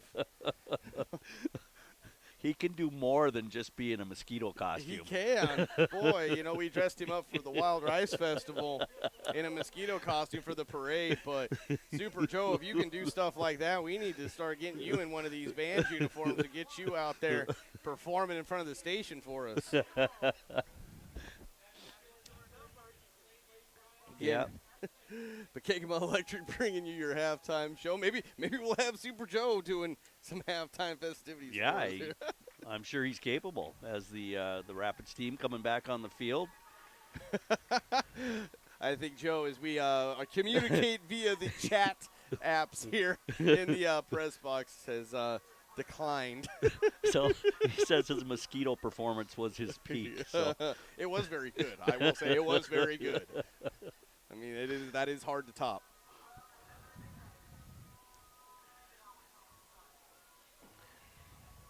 Yeah, as we were looking over this Duluth East roster, it appeared there were a lot more numbers than they're showing here. So I don't know if something has happened, that they've lost some players, if there's been injuries, or what's gone on. Yeah, they don't allow the team to travel in full numbers. That may be, but I don't know. But, yeah, as you mentioned, their roster very comparable to Grand Rapids numbers. And they have not brought those numbers here today. And really, the fan base across the way has, and else there's some sitting on this side, has not traveled as well as you might think either. Yeah, it's a bit sparse. They were certainly treated to a nice performance by the band there, though. Yeah, worth the trip for sure. Rapids leading 28-0. I'm sure they want to do a lot more of the same here in the second half. Defensively, I'm sure they're working on cleaning some things up there. Clog up that center of the field as East was finding some seams there and getting some yards. You can maybe get a few more scores on the board and get some of the other guys in, get a lot of guys in some playing time this evening, and it's always good because next week you face a juggernaut in North Branch. Be interesting to hear how that game's going with North Branch playing the undefeated Duluth Denfeld Hunters tonight, which should be an excellent matchup. That should be that. Well, maybe Super Joe can get us that as we get near the end of the broadcast. But 20 seconds to go before we join back on our radio broadcast here.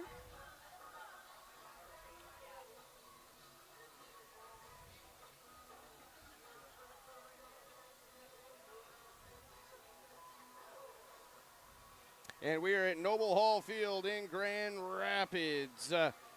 And it is 28-0 on homecoming. The Thunderhawks lead Duluth East 28-0. If you're joining us on our YouTube feed, our halftime is brought to you by Pekegama Electric.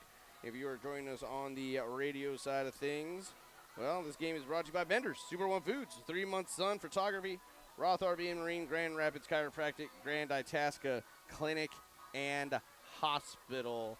And bringing you Thunderhawks football all season long. Marcus Lind alongside Jim Wimmer, Super Joe back in studio. Both teams are out on the field, and we are getting ready for your second half of football. Again, Grand Rapids does lead at 28-0, and should be an interesting second half. We'll see what adjustments both teams have made.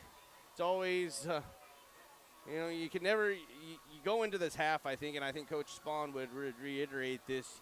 It always starts 0-0. You come out in that second half. It doesn't matter if you got a 4-score lead, because so much can happen. You got to come out. You got to keep your foot on the gas. Yeah, I'm sure Rapids went in feeling good, but as you mentioned, I'm sure Coach Spahn had some things to say. East was finding success on offense there, and I'm sure they want to shut that down. So that I'm sure was a strong message to the defense. He's got to be happy with the offense. Appears like they've made some progress since the Hermantown game. And we're going to get ready for your third quarter. Again, your halftime on our YouTube stream brought to you by Pekagamel Electric. But as the teams will come out for your third quarter of play, it is brought to you by Ray's Sports and Marine. Appreciate all of our sponsors, YouTube, and our radio sponsors as well, as I want to have an opportunity to thank a few more of them. Mr. Furnace, Dairy Queen, Itasca County Public Health, Arrow Embroidery, and Essentia Health, allowing us to do these games. And hopefully Grand Rapids can come out of here with a big win on homecoming and get a few more good wins on the season. And, Jim, we're already past the halfway point this season. We start talking about postseason play before you know it. Yeah, Thunderhawks 2-2 here, looking to go 3-2. Hopefully they can continue the success tonight and, build some momentum here towards the playoffs. Hoping they can at least host one home game in the playoffs, as there appears to be a little more fog setting in on the field. Kind of a beautiful look here at Noble Hall Field. Yeah, it's almost like some of those the smoke effect you see on it some does, of the stage performances. It's just a fantastic night. Good crowd on hand. Student section in full force. Dance after the game tonight. Yeah, just this community just so supportive of this football team. A great crowd here tonight. And it is 28-0 as we are ready for your third quarter of play. Grand Rapids will be kicking off, moving from right to left. Racine on the kick. Duluth East will have the football first, and they've got a pretty good return game. Grand Rapids has really won all three phases of the game, being up 28-0, but I've been somewhat impressed with this Duluth East return game, and they get a good return there, almost up to near the 40-yard line. And that's where they will start off. First and 10, Duluth East, moving from left to right. Again, if you're just joining us, the Duluth East Greyhounds, red bottoms, white tops, red numerals, black helmets. Grand Rapids, the all blacks. Black bottoms, black tops, orange trim, orange numerals, black helmets. Like a couple opportunities to just get that return specialist down, but a couple missed tackles there by the Thunderhawks. They had an opportunity way back around the 30-yard line, but he's starting off at the 40. First and 10 for the 40, moving left to right are your Greyhounds of Duluth East. Grand Rapids will get into the backfield, but not be able to bring down the runner immediately, and it'll be a short gain on the play for second down. And Duluth East starting off with the run game. Stokes on the carry for East. Just a gain of 1, so it's 2nd and 9. Ball is at the 41-yard line on the left hash. Duluth East breaks the huddle.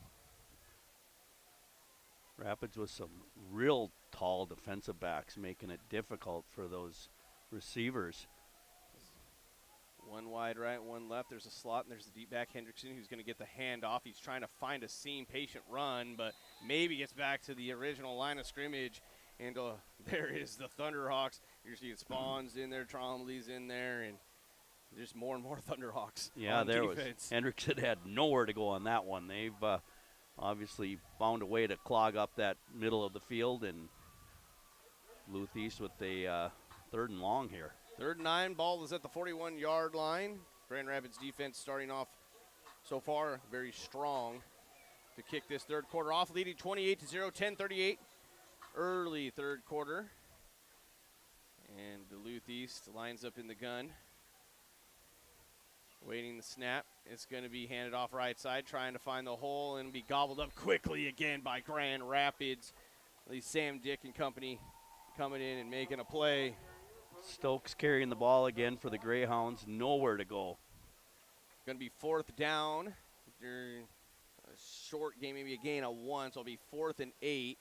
Ball is at the 42-yard line of Duluth East, and it appears they might be keeping the offense on the field here. Yeah, I imagine they're a bit desperate here to get some points, so look for for the ball to go up in the air here. They've been using some of the kind of quick slants towards the middle of the field. See if they elect to do that here, but they do have two backs in the backfield. One right, one left as far as wide receivers. Back to pass. Throwing, going deep, and has a man, and it's going to be caught. 20, 10, 5, touchdown Greyhounds. And on a 4th down and long, Duluth East airs it out, and they are on the board. Hadoba for the Greyhounds, able to get behind the Grand Rapids defense wide open, and no one was going to catch him after he picked up that reception. Hadoba on the long 60-yard touchdown. And Duluth East answers to kick off your third quarter, as it's now 28-6.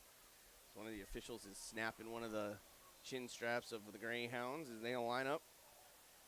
And they're going to go for 2. His offense is on the field. Twins left, twins right. Henderson in the backfield. They will hand it off to him, and he'll be stuffed up by that Grand Rapids defense. And so the PAT, the 2-point conversion, is no good. Your score is now 28-6, 9:35 to go in the third quarter. And we'll be back to see the Grand Rapids Thunderhawks offense answer, as this is 1320 AM, 93.1 FM, KOZYRadio.com, and the YouTube stream.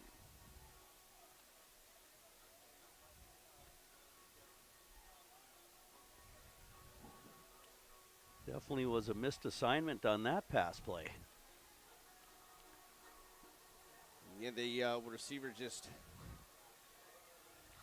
running free down that left side there, Jim. And Valley, not with the strongest arm, but was able to put enough under that ball to Hadoba had to slow up a little bit for that reception, but at that point he was 10 yards beyond any Rapids defense, and he was gone.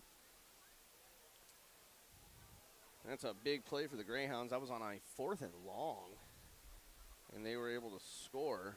I would imagine the Thunderhawks were thinking like we were that, they were going to come with some slant or. We're 10 seconds away from our radio broadcast joining up simulcast. We're at Noble Hall Field in Grand Rapids as your third quarter is brought to you by Ray Sport Marine on our YouTube stream, and Duluth East on a 4th and long decide to go for it in Grand Rapids territory, and they get the big pass play there, Jim, for a touchdown, and it's now 28-6. Yeah, Valley to Hadoba, 60 yards. Big play for East. So East will kick this one off to Grand Rapids. Benson on the kick for the Greyhounds. Kick is fielded at the 15. And Grand Rapids fighting the way up to the 30-yard line on the return, moving from right to left. And they will see the offense of the Thunderhawks for the first time in this third quarter, and they'll want to answer here after Duluth East quiets the homecoming crowd a little bit. Although, again, still Grand Rapids well in control of this ball game, 28-6, 9:30, third quarter. Quarterback Kinkle on the return there for the Thunderhawks. And Grand Rapids, speaking of Kinkle, will line up under center. 2 left, 1 receiver White, 1 wing, and the fullback. And the fullback is Trombley. They hand it off, though. This is Jasperson, who gets a stiff arm, and he's to the right side, left side to the 40, and out of bounds near midfield, where he goes out of bounds just shy of the 50, roughly the 49, 48-yard line of Duluth East. That'll be a 1st down and 10 for Grand Rapids, and they will spot that right at the 49-yard line. Jesperson just battling his way down the field there, able to fend off a couple of East defenders. They finally were able to force him out of bounds after about a 20-yard gain. That was a textbook stiff arm to help him free himself to the near sideline, and Kinkle's under center, 1st and 10. Jesperson goes in motion over the top, and now we'll reset. And now Fraley goes in motion, and they'll hand this off inside, and that is going to be Trombley taking a break, and Thompson will be your fullback on the carry. And he gets some positive yards, gets into Duluth East territory. It'll be second down for Grand Rapids. 2nd and 6 after a 4-yard gain. They'll be at the 47 of Duluth East. 28-6, 9:22 third quarter. Grand Rapids leads, and they will line up. Double wing set. Thompson's your full back. One to the left. Freilich in motion. And it's going to be Kinkle, right side, and he's found a hole. And he's going to right side across the 30 and will be dragged out of bounds. And they get a little bit deeper into Duluth East territory, and it's good to see the Thunderhawks offense putting some things together, and they are going to be inside the 30-yard line of Duluth East. And Rapids with those great fakes, it's just really hard to tell who has the ball. Kinkle finding a seam on the right side with a nice gain for Grand Rapids. 28-6, Grand Rapids with the lead, 9:06, third quarter. Kinkle under center.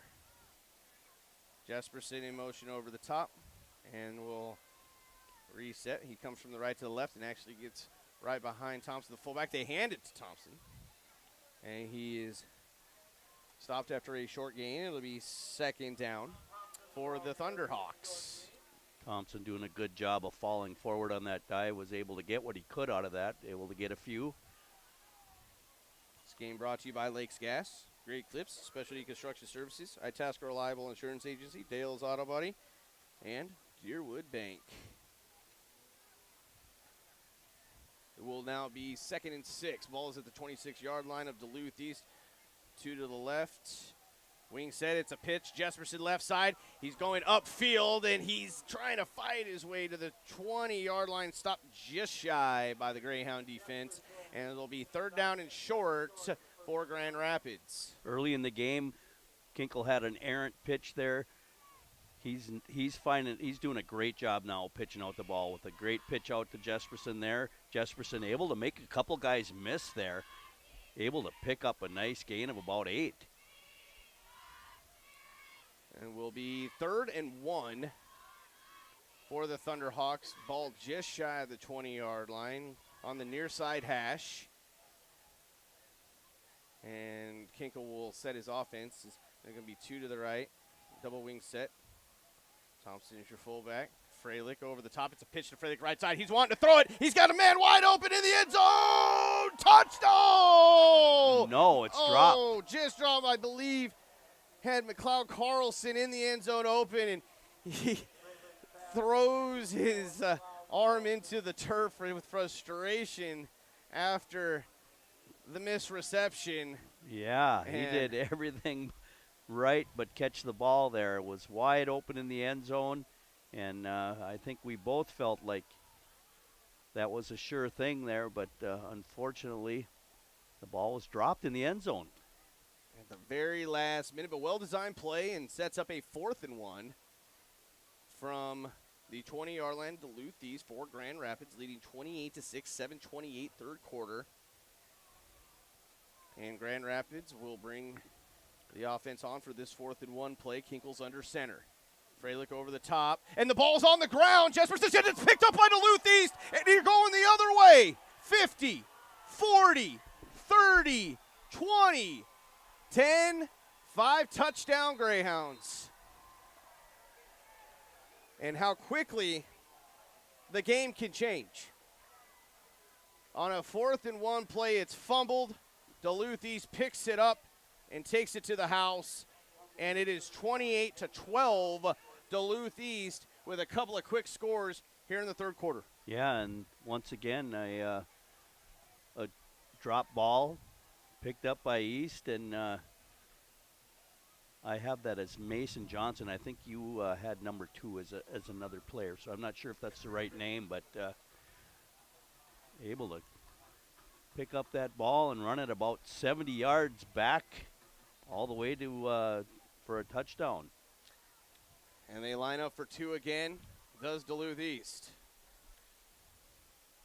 Man in motion from left to right. They're back to pass. That quick slant, and it's good.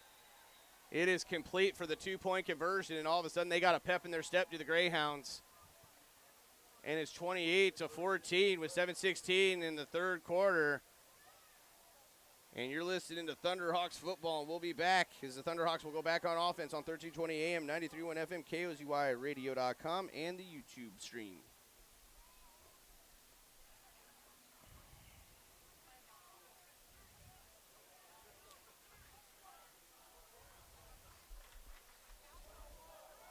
And if you saw that on the YouTube stream, Duluth East, when they picked that ball up, I credit to their defense. They had blockers. Yeah. All the way. There was no way that they weren't going to take that one into the end zone. They were well defensed it. They were not going to allow any of the Thunderhawks to disrupt that fumble recovery for a touchdown. And just like that, Grand Rapids, who led 28-0 at the half, it's now a 28-14 ball game. I think earlier you said number 2 was Jacob Downs. I believe that's what I have on my sheet, Jacob Downs. Okay, we'll go with that. 10 seconds before we join our radio broadcast. And we are back at Noble Hall Field in Grand Rapids. If you're joining us on our YouTube stream, it's brought to you by Race Sport and Marine as your third quarter. And Duluth East has come out in your third quarter and put up 2 quick scores. It's 28-14.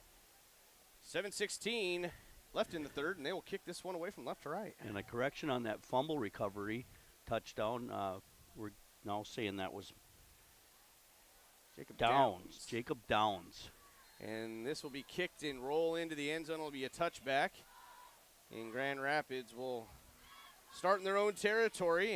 And was a good drive on the first offensive possession for Grand Rapids. They're marching it right down the field, but you put the ball on the ground. Duluth East was there and picked it up, and I believe you said that was roughly about 70 yards there, Jim. Yeah, turnovers.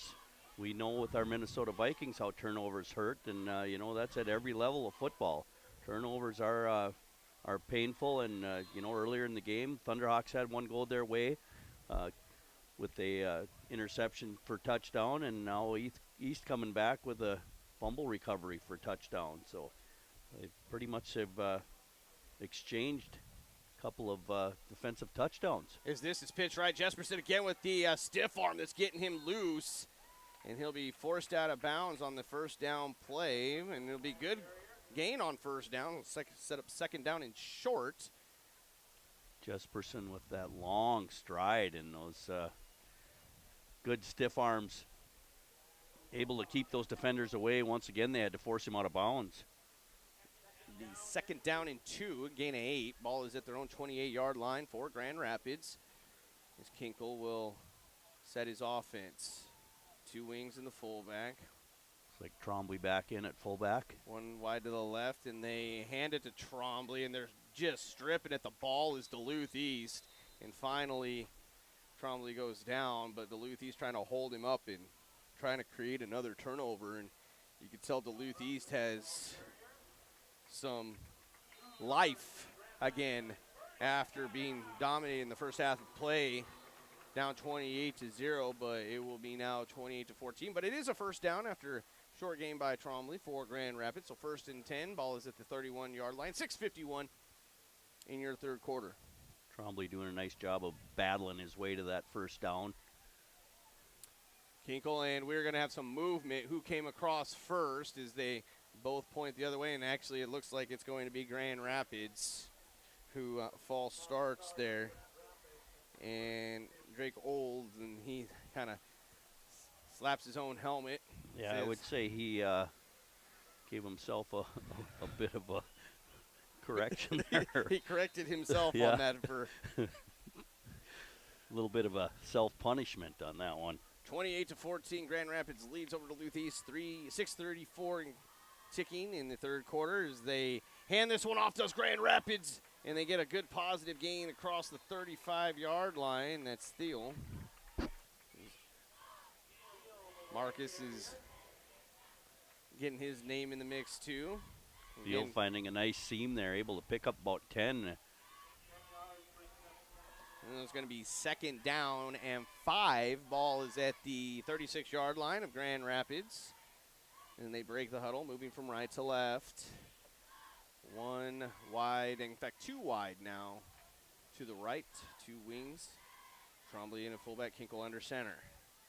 Motion across the top is Thiel, and this is going to be marked for a first down. Trombley on the carry there. Another nice dive, falling forward again.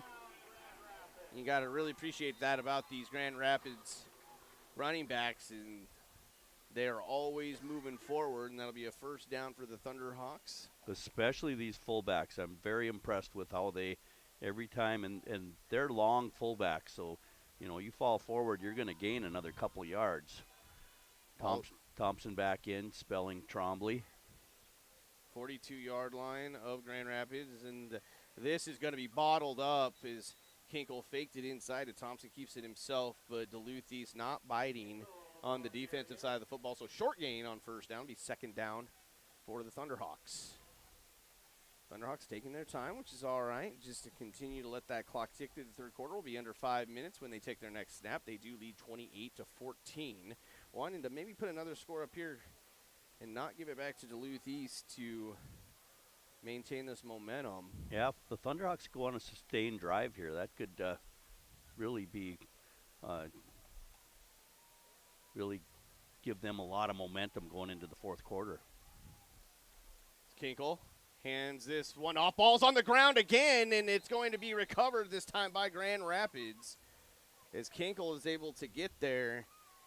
And that one almost disastrous for Grand Rapids is Duluth East. If they would have recovered, that would have been in Grand Rapids territory. But as it stands, it will be third down and long, so 3rd and 8 from the 44-yard line of the Thunderhawks. And Duluth East is just trying to get that ball back. Yeah, Thompson on the carry there, and as you said, they're trying to strip, and they had success there. Fortunately, Kinkle able to get the ball back for the Thunderhawks. Freilich going in motion across the top, goes back to his wing set on the left side. Now he moves up towards the top. They hand it to Trombley. Trombley trying to fight, and he has a first down, and he'll be stopped after he crosses into Duluth East territory. But it will be enough for a first down for the Thunderhawks. Keeps the drive alive, 1st and 10. Trombley just impressive with his inside run. He just keeps those legs moving and covers that ball up. There's no stripping that ball from Trombley. He's got both arms wrapped around it, and great job by Trombley to pick up a nice gain of about 12 on that run. So 1st and 10, ball is at the 46-yard line of Duluth East, right in the middle of the field on the wing, left wing of that Thunderhawk. At midfield, and Kinkle lines up, one wide receiver to the right, 2 wing set. Trombley in a fullback.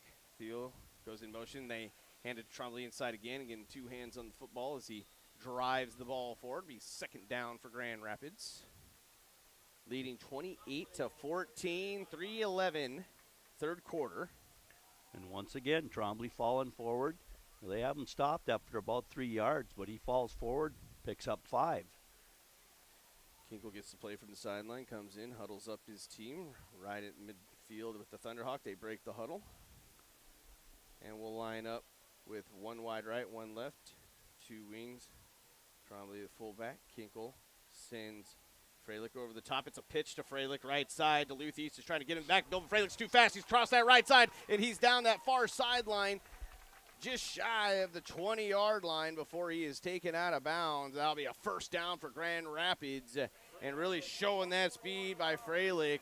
And he gets Grand Rapids in prime field position in Duluth East territory as Grand Rapids wanting to put another touchdown on the board. Freilich doing a great job of juking that contain man. Got him to bite on the juke and was able to turn the corner. And, man, he's got a burst of speed. Picked up about 20 on that one. Those 1st and 10, Grand Rapids lined up about the 21-yard line of Duluth East. Kinkle under center.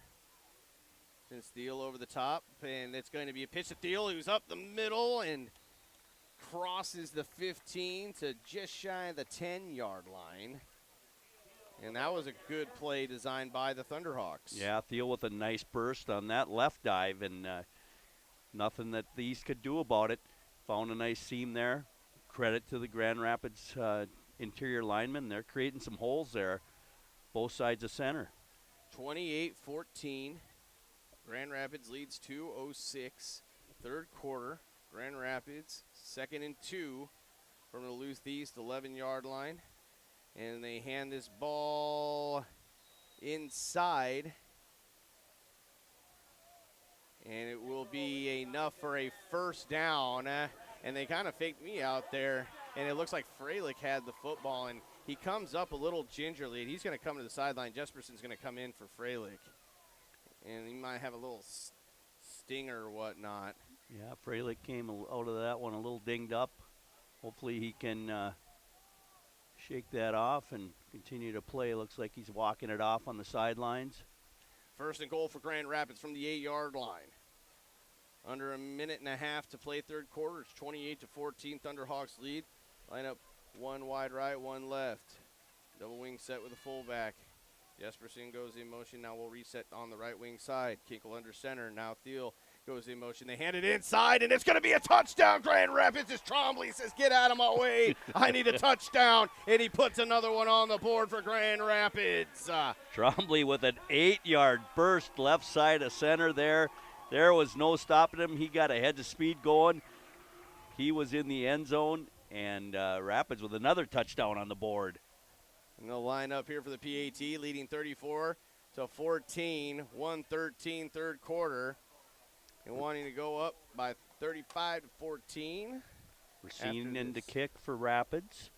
And Racine awaits. Snap is back, kick is up, and it is good. So it is 35-14, 1:13 left in the third quarter. Grand Rapids leads Duluth East, and we'll be back for more Thunderhawk football. 1320 AM, 93.1 FM, KOZYradio.com, and the YouTube stream.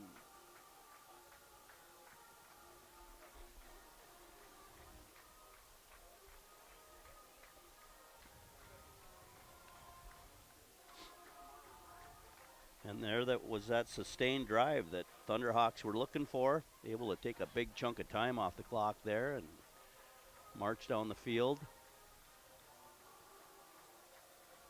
Needed that and kind of take the wind out of the sails of the Duluth East momentum that they had early in the third quarter. Trying to see what Freilich is up to now after limping off the field. He's not. Oh, he is on the bench. He's being doctored up on the bench over here. 10 seconds before we join our radio broadcast. And we are back at Noble Hall Field in Grand Rapids. Your third quarter brought to you by Race Sport Marine on the YouTube page. And Grand Rapids now leads 35-14. With a touchdown by Trombley on a good offensive drive by the Thunderhawks as they kick this from right to left. It'll be fielded by Duluth East, and they will start at about the 26-yard line, their own 26. And a couple of score updates for you on 96.9 KMFY. Deer River is going to be putting up some points against Chisholm as they lead 34-7. And Mesabi East up over G&K 22-0. Both are in the third quarter. And that G&K game on J105, the Thunder, and here on KOZY. Again, our score is 35-14. Grand Rapids over Duluth East. Duluth East moving from left to right. They line up in the gun. And it will be handoff.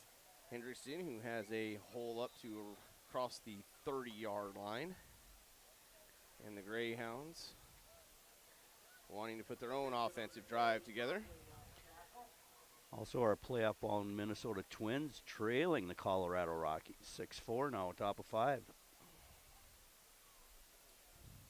And we are awaiting the official time of the Twins game coming up next week, and we'll have that for you right here on KOZY, is my anticipation. Under 30 seconds to play third quarter. Grand Rapids leads 35-14. Duluth East will hand this football off, and it's going to be gobbled up by the Thunderhawk defense. Trombley's in there. Jesperson's in there. I think. And almost every Thunderhawk. I was just trying to gain as many numbers as I can, but it was a barrage of defenders who comes in and stops the Duluth East Greyhounds, as that will be the end of your third quarter. And Grand Rapids leads 35-14. And we're going to your fourth and final quarter of play Again, 35-14, Thunderhawks lead, and you're listening to Thunderhawk Football on 1320 AM, 93.1 FM, KOZUIRadio.com, and the YouTube stream.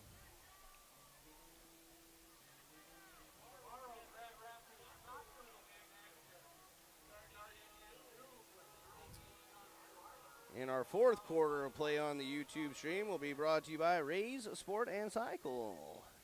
Kind of looking ahead to our post-game interview.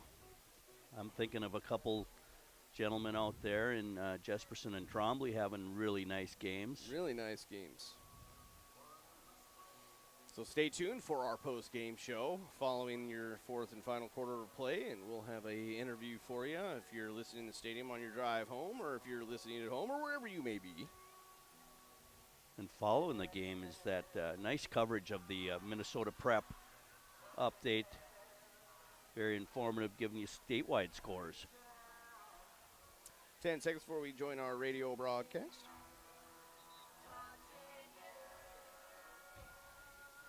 Sweet Caroline at Noble Hall Field in Grand Rapids on homecoming. Jim Wimmer, Marcus Lid with you. Jim's got the singing voice. Our YouTube streaming your fourth quarter brought to you by Ray Sport and Cycle. It is 35-14 Grand Rapids with the lead. Duluth East. And right now these Thunderhawks are giving us a lot to sing about. Nice 35-14 lead going into this fourth quarter. 3rd and 6, it's a screen, and it's going to be picked off by Trombley. He's moving. He's going to the 20, 10, to the 5, does a juke move down that right sideline. Touchdown, Thunderhawks. What a spectacular play. Trombley showing off his skills, and Grand Rapids extends their lead again. Trombley with a 35-yard interception return there, taking it down the sidelines. Valley trying to stop him at the goal line. Trombley able to make a move, tightrope his way along the end line, past the right pylon into the end zone. Touchdown, Thunderhawks. 41-14, 11:48 fourth quarter, and that's how you start off the final quarter of play as the PAT will ensue. Awaiting the snap. It's back, it's down, it's up. It is good. Thunderhawks now lead 42-14, 11:48. And we are in your fourth quarter of play. And you're listening to Thunderhawk Football, 1320 AM, 93.1 FM, KOZUIRadio.com, and the YouTube stream.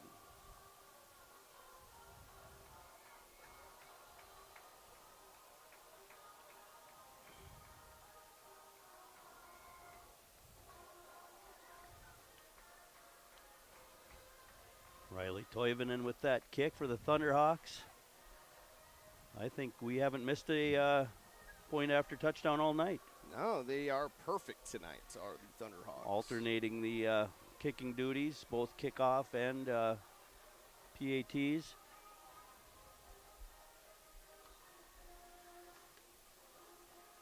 Rapids having the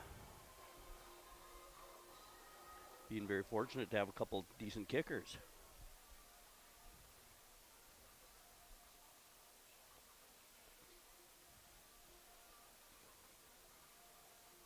10 seconds from rejoining.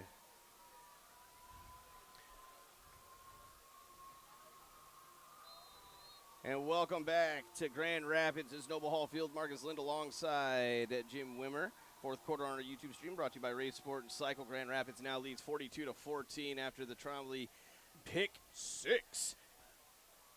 And they kick this one away left to right to Duluth East, and they will have the ball just across the 30-yard line of the Greyhounds, moving from right to left. And 42-14, and there's officially 11:44 left in your fourth quarter. We want to thank some more of our great sponsors for allowing this game to happen. Grand Rapids Chiropractic, Grand Itest Clinic and Hospital, Mr. Furnace, Dairy Queen, Itest County Public Health, Aero Embroidery, and Essentia Health. And that was Riley Toivonen with that point after touchdown. We were talking on the break. We have not missed a PAT all night long. So the kicker's doing a great job for the Thunderhawks. Duluth East lines up 1st and 10 from their own 32.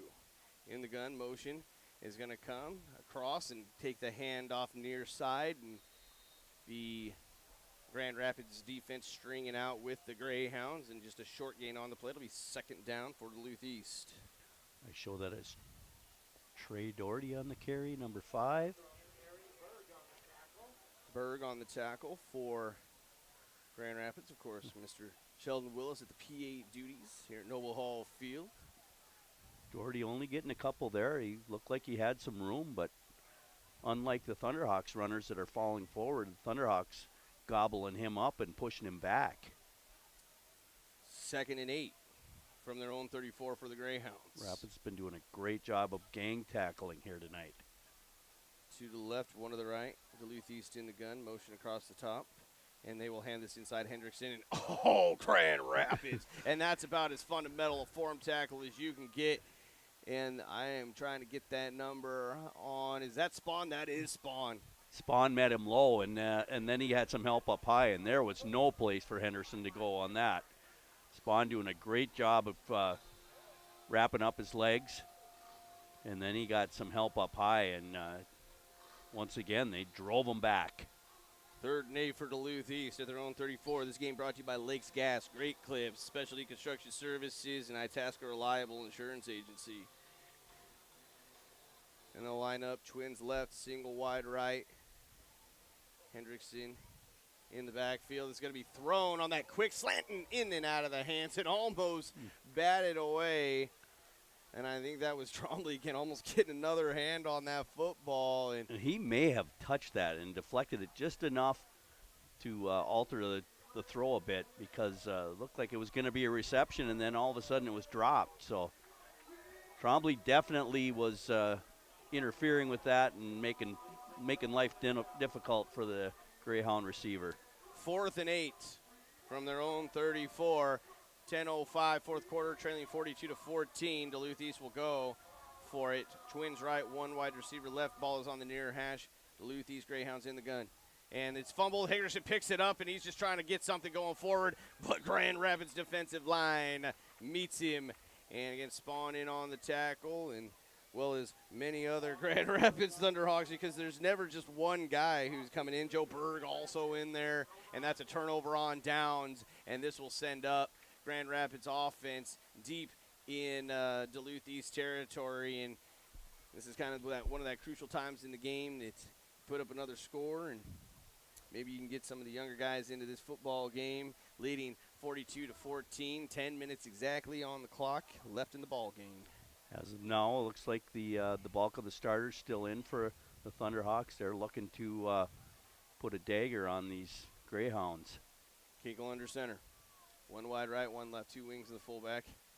Coming across the top is Thiel. It's going to be a pitch to Thiel, right side, and he's got some speed. He's up across the 30, and he is met just prior to the 20-yard line. The collision takes him out of bounds, and it'll be second down for Grand Rapids, is depending on where they spot this football. And actually, no, but it'll be a first down for Grand Rapids. They move the chains. Thiel with a nice burst of speed there. Wittenberg on the tackle there for the Greyhounds, but Thiel making him pay as he met him head on. The first attempt for Grand Rapids from the 22-yard line of Duluth East. Leading 42-14, 9.5 minutes left to go. Kinkle sends Jesperson up top, and it'll be Kinkle who keeps left side. He found a hole, and he gets up to across the 10-yard line. The Grand Rapids wanting to really seal this deal as we get late into the fourth quarter, as they lead 42-14. That's another first down for Grand Rapids. I believe now it's going to be first to goal from the 10. And they will start sending in some different personnel, and Kinkle will come in from the sideline and will line up the offense. Moving from left to right are your Thunderhawks with 8:56 and counting in your fourth quarter. Kinkle under center. And he will hand this inside, trying to find some room to run towards the 5-yard line. Is Grand Rapids, and Thompson finds some room. It'll be second down and goal for the Thunderhawks. We've got a Greyhound player down on the field. And we are going to have a timeout on the field for an injury. And We will take a quick 30-second timeout as well, and timeouts on our YouTube stream are brought to you by S&S Meats. So just take a quick 30-second timeout. We'll be back for Thunderhawks football, 1320 AM, 93.1 FM, KOZYRadio.com, and the YouTube stream.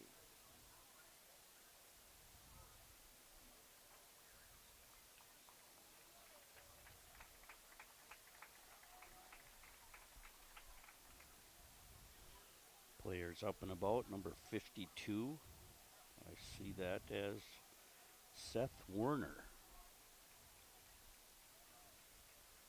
I believe he will have to go out.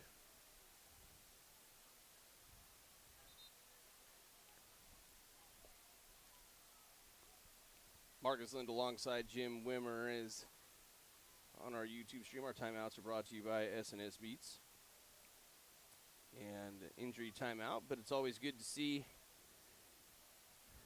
player getting up and walking off on their own power. Seth Warner was down for the Greyhounds. He was able to get up and get off the field, and Rapids looking at second and goal here. Second and goal, 8:28, fourth quarter. Grand Rapids moving from left to right. Seeing some new backs in the backfield. Is Kinkle, though, still your starting quarterback in the game. They'll hand this one inside to Thompson, who is just shy of the goal line. It'll be third and goal for Grand Rapids, leading 42-14 with 8:10 left to go in this ball game, and trying to cap this one off with another touchdown. Ball's going to be spotted in the near hash of the 2. Once again, Thompson able to get some positive yardage there, fall forward. That interior of the Thunderhawks offensive line pushing these Greyhounds back. Kinkle under center. Hands this Thompson left side, and he is going to be in for the score. Touchdown, Thunderhawks. And that should tie this one up with a bow, as it's now 48-14. Grand Rapids lead, 7:46, fourth quarter. I know there's a lot of time left, but Grand Rapids is putting they're putting the frosting on this one. Yeah, here, Jim. that might have been the dagger right there. 2-yard dive by Thompson. Once again, those interior linemen for the Thunderhawks creating a nice seam. He went in untouched. PAT team comes in. Looks like Toivonen kicking. It's up, and it is good. And that was Racine, excuse me. And it's now 48-14. Grand Rapids leads in your fourth and final quarter of play with 7:46 to go. We'll take another quick timeout, and we'll come back for more Thunderhawks football, 1320 AM, 93.1 FM, KOZYRadio.com, and the YouTube stream.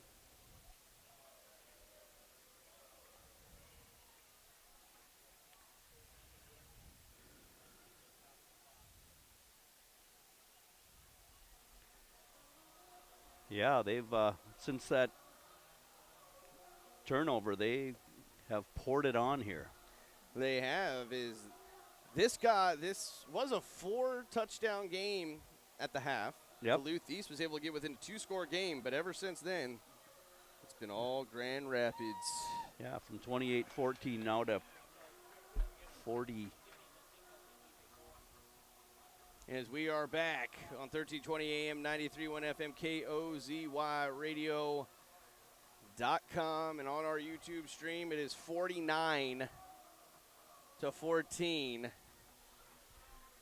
with 7:46 left in your fourth quarter of play. Our fourth quarter on our YouTube stream is brought to you by Race Sport and Cycle. Toivonen kicking off for the Thunderhawks. And it is kicked.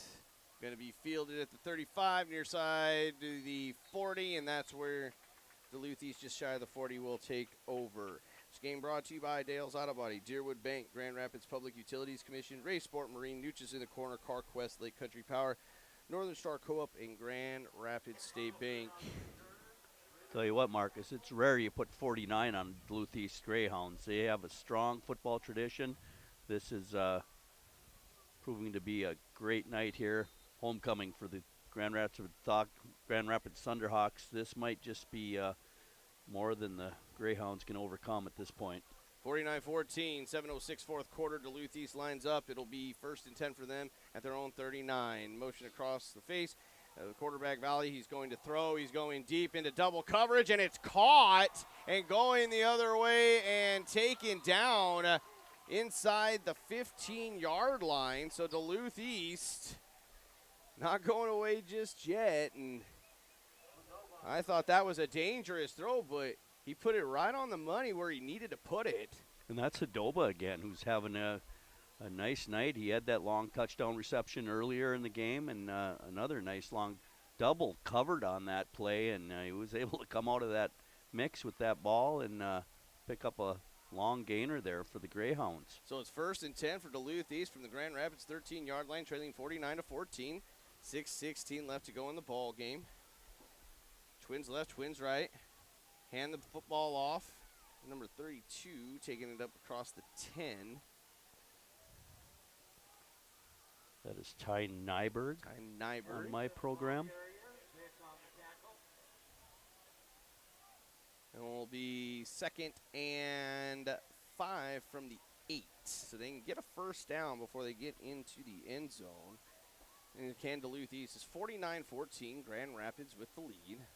5:41 fourth quarter. Duluth East moving from right to left. In the gun. To the left, to the right. Nyberg in the backfield. They hand off to him. He's cutting right. Tries to get upfield. Grand Rapids swarms defensively. And once again, driving Nyberg back. There's no falling forward when you have 6 Thunderhawks tackling you. It'll be 3rd down and 5 from the 8. And I think Super Joe had some other scores coming in. 35-point lead in the 4th as he's asking us about running time, and the clock is running. And Super Joe always keeping us up to date with everything happening in the football games. That's why he's super. That is. Again, Duluth East in the gun. And the ball's on the ground. It's picked up and driven down by Marcus Thiel as he is in there to make the play defensively. And that'll be a big loss on the play for Duluth East. It'll be 4th down. And coming in for your 4th down play will be Duluth East. And this ball will be spotted at the 13-yard line. And that is a different quarterback in there now, Kevin O'Connell. So it's Kellen O'Connell. Kellen O'Connell. So it's 4th and 10 from the 13 now. In Grand Rapids territory is Duluth East. Nearing 4 minutes to go in the game, 49-14. Grand Rapids leads. And snap is back, look into the end zone, and had the receiver open and cutting kind of that little post play towards the middle of the field, but it goes incomplete. And Grand Rapids will take over on downs as they get the turnover on downs to the Thunderhawks. Defense coming up strong again. 1st and 10, Thunderhawks. 3:40 left to go in the ballgame, 49-14. Grand Rapids wanting to seal their homecoming night with a victory over the Greyhounds. O'Connell trying to go to Benson there across the field. He was open. O'Connell just needed a little more on that ball and could have possibly been a score, but did not have enough on that ball. It fell to the ground. Thunderhawks taking over here. It looks like about their own 14-yard line. So 1st and 10 for Grand Rapids. Moving from left to right. This game brought to you by Grand Rapids Dental Care, First National Agency of Coleraine, M&H Convenience Store, Northland Portables, and Itasca Economic Development Corporation. And we have a timeout on the field. And Grand Rapids was short. I think a player had some personnel issues. So I want to thank again S&S Meats for bringing you timeouts on the YouTube stream, as we'll keep it here for this timeout. And did you catch who called that? Was that Grand Rapids timeout? I believe so. I just wonder if they're looking to get some different personnel in the game now and maybe give some of the second teamers a chance here to get in the game. Looked like there still was a lot of the starting lineup out there. Yes, it is 49-14, 3:03 left to go in this ball game. Well, it looks like a host of a lot of the starters still out there. They are deep in their own territory, wanting to protect this ball. Getting that timeout on our YouTube stream brought to you by SNS Meats. And it will be 1st and 10, Grand Rapids lined up at their own 13-yard line. And it is several starters still in there. They give that to Thompson inside. And Kinkle's still your quarterback, but now he comes out of the game. So Kinkle takes one more snap, and he'll come out. And now we're seeing wholesale substitutions for Grand Rapids. Leading 49-14, 2:41 left to go in this ball game. Coaches are feeling pretty good about where they're at here now, able to turn this over to the second team. McKinney, number 5, will be under center for the Thunderhawks. And they will hand this inside. I believe it's Thompson again. And he'll have some good positive yards. Kinney listed at 6'1", just a sophomore. Nice tall frame on him. Might be the future of this this team in the upcoming years. So 3rd down for Grand Rapids, leading 49-14, 3rd and 4. Ball spotted at the 19-yard line.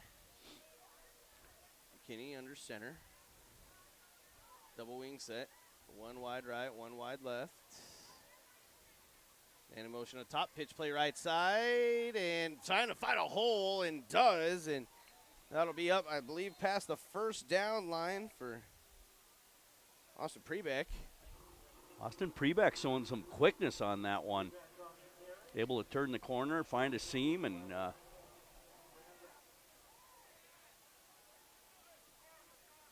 and what are they? Must have been a penalty. And I did not see. I did not see the flag come out either, but they are going to march this one back, it appears.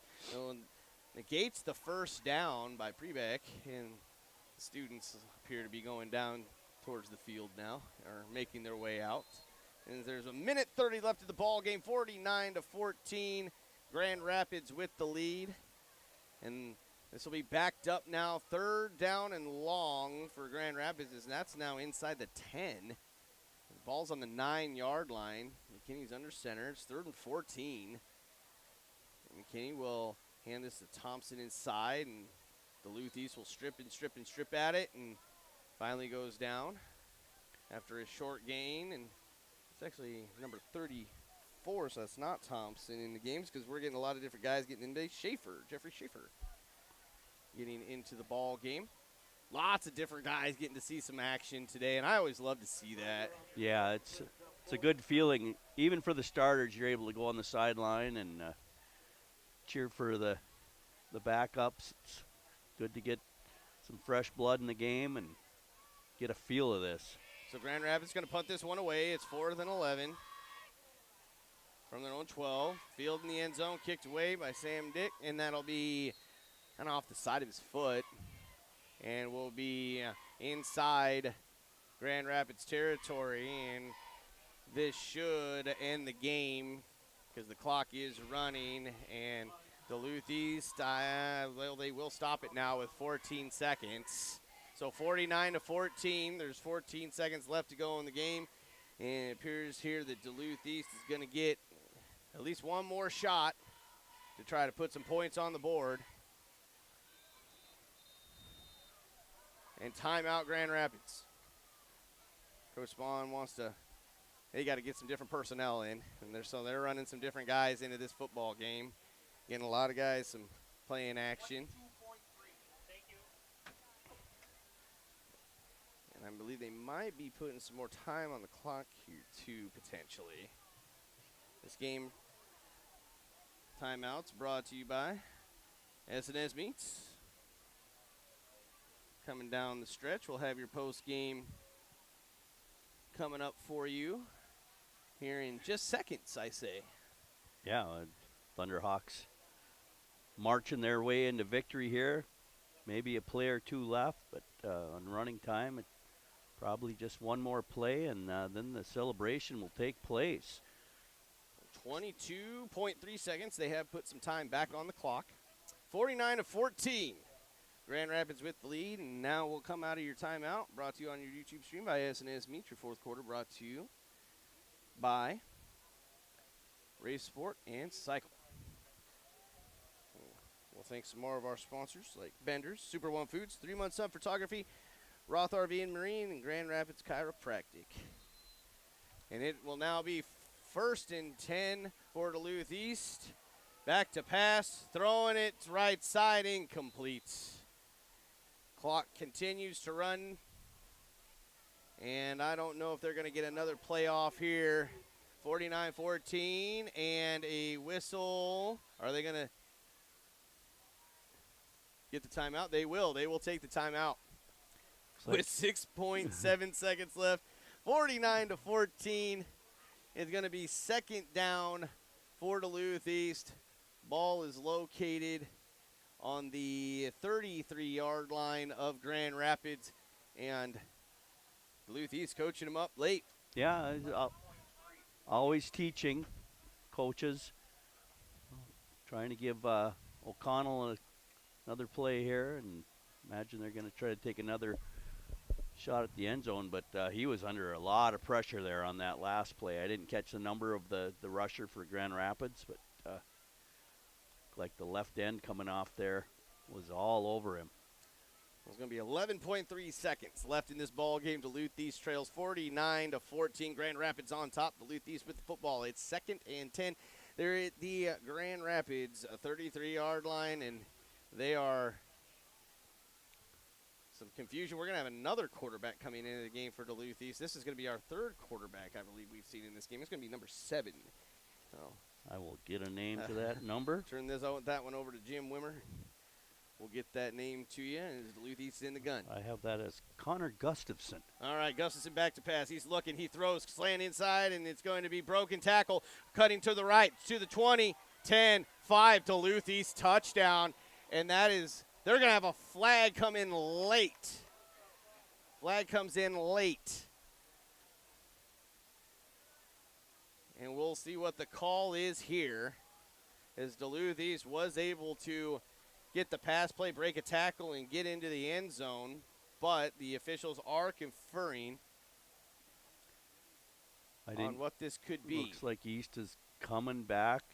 They're going to wave that flag off. It appears touchdown Duluth East. They waved the flag off, touchdown Duluth East. So Duluth East was backing up, and now they've realized it's a touchdown, and they're running back to get set for the PAT.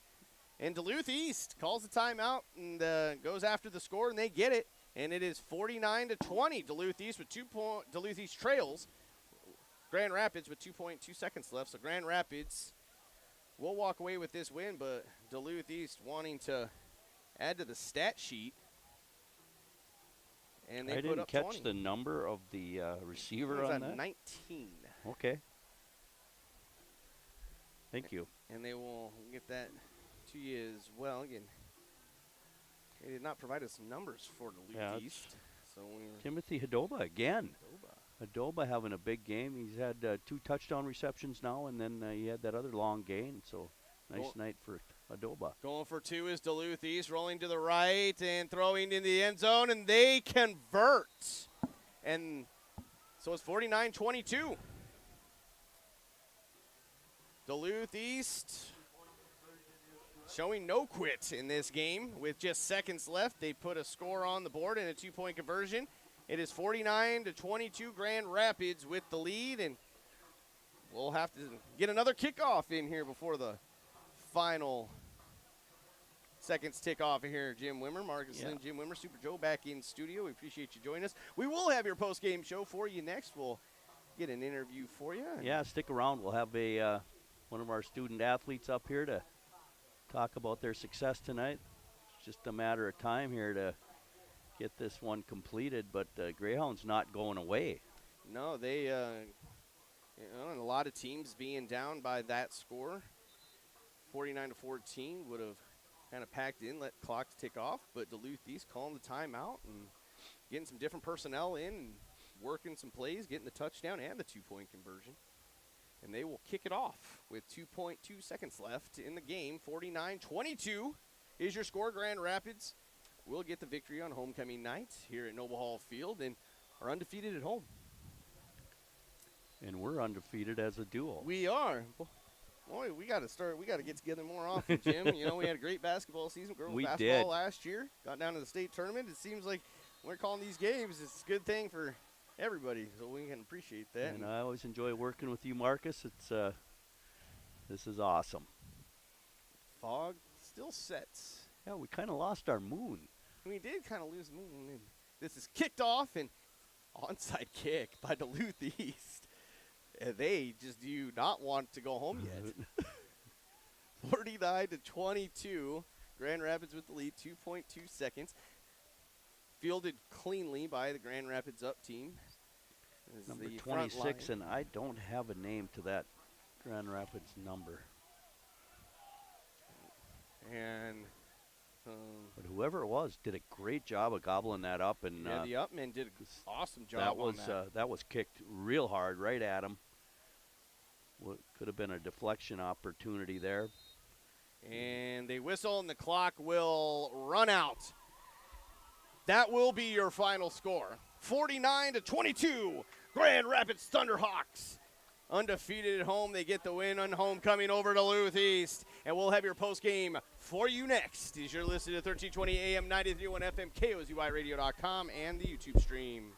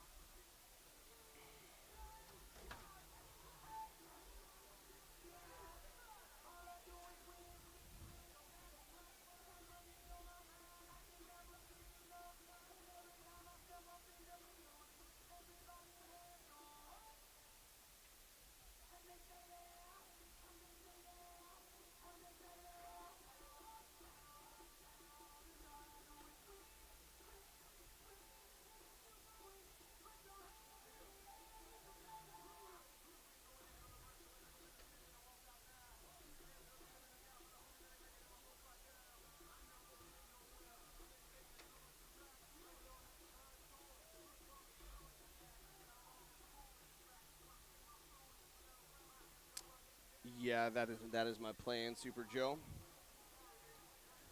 Is we'll get our post game lined up here. Get our post game on our YouTube stream, brought to you by Grand Rapids State Bank. We'll bring you some scores from other games across our Rapids radio group of stations. I know the team for Grand Rapids is huddled up to our left, and we'll grab one of these student athletes for you here soon.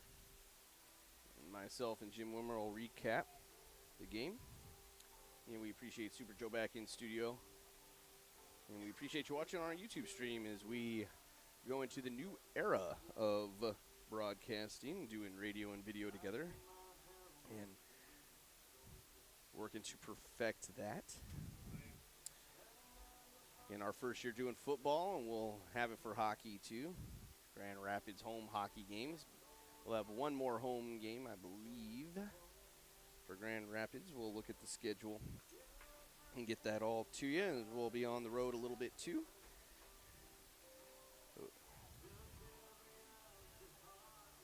We'll be joining our radio broadcast here shortly.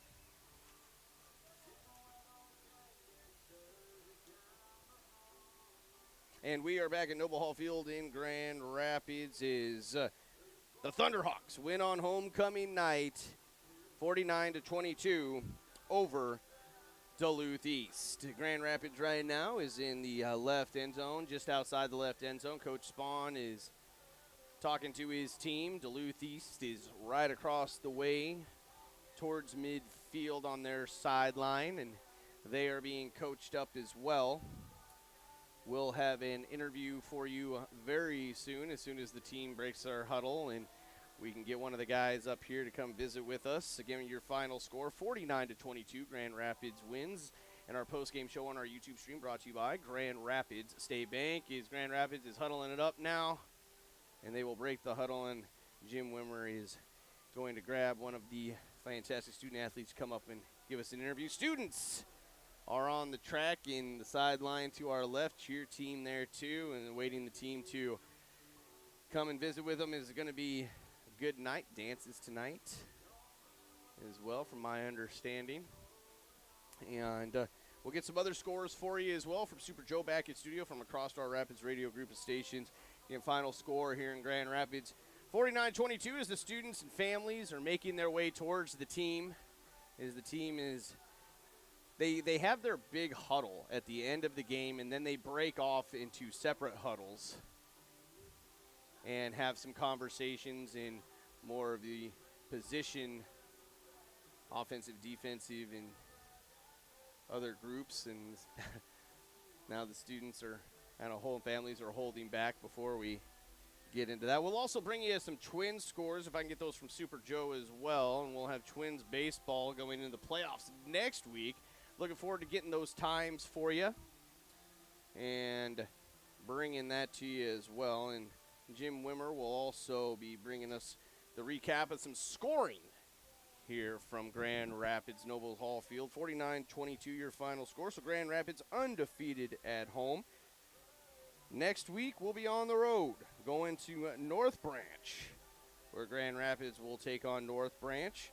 Then we'll be back at home for our final home game versus Cloquet, and we'll end the season at Pequot Lakes. But fantastic night tonight. Grand Rapids getting the big win over Duluth East, 49-22, and score somewhat not indicative of how this game went, as Grand Rapids led 28-0 at the half.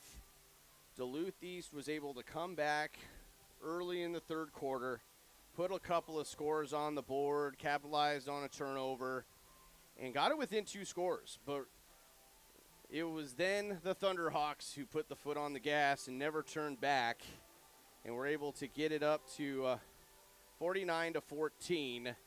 But then with just a few seconds left to go in the game, Duluth East would continue to call timeouts, and they would send in different personnel, and were able to score a touchdown to really end the game. So 49-22, as they did convert on the 2-point conversion, and that's where you stand.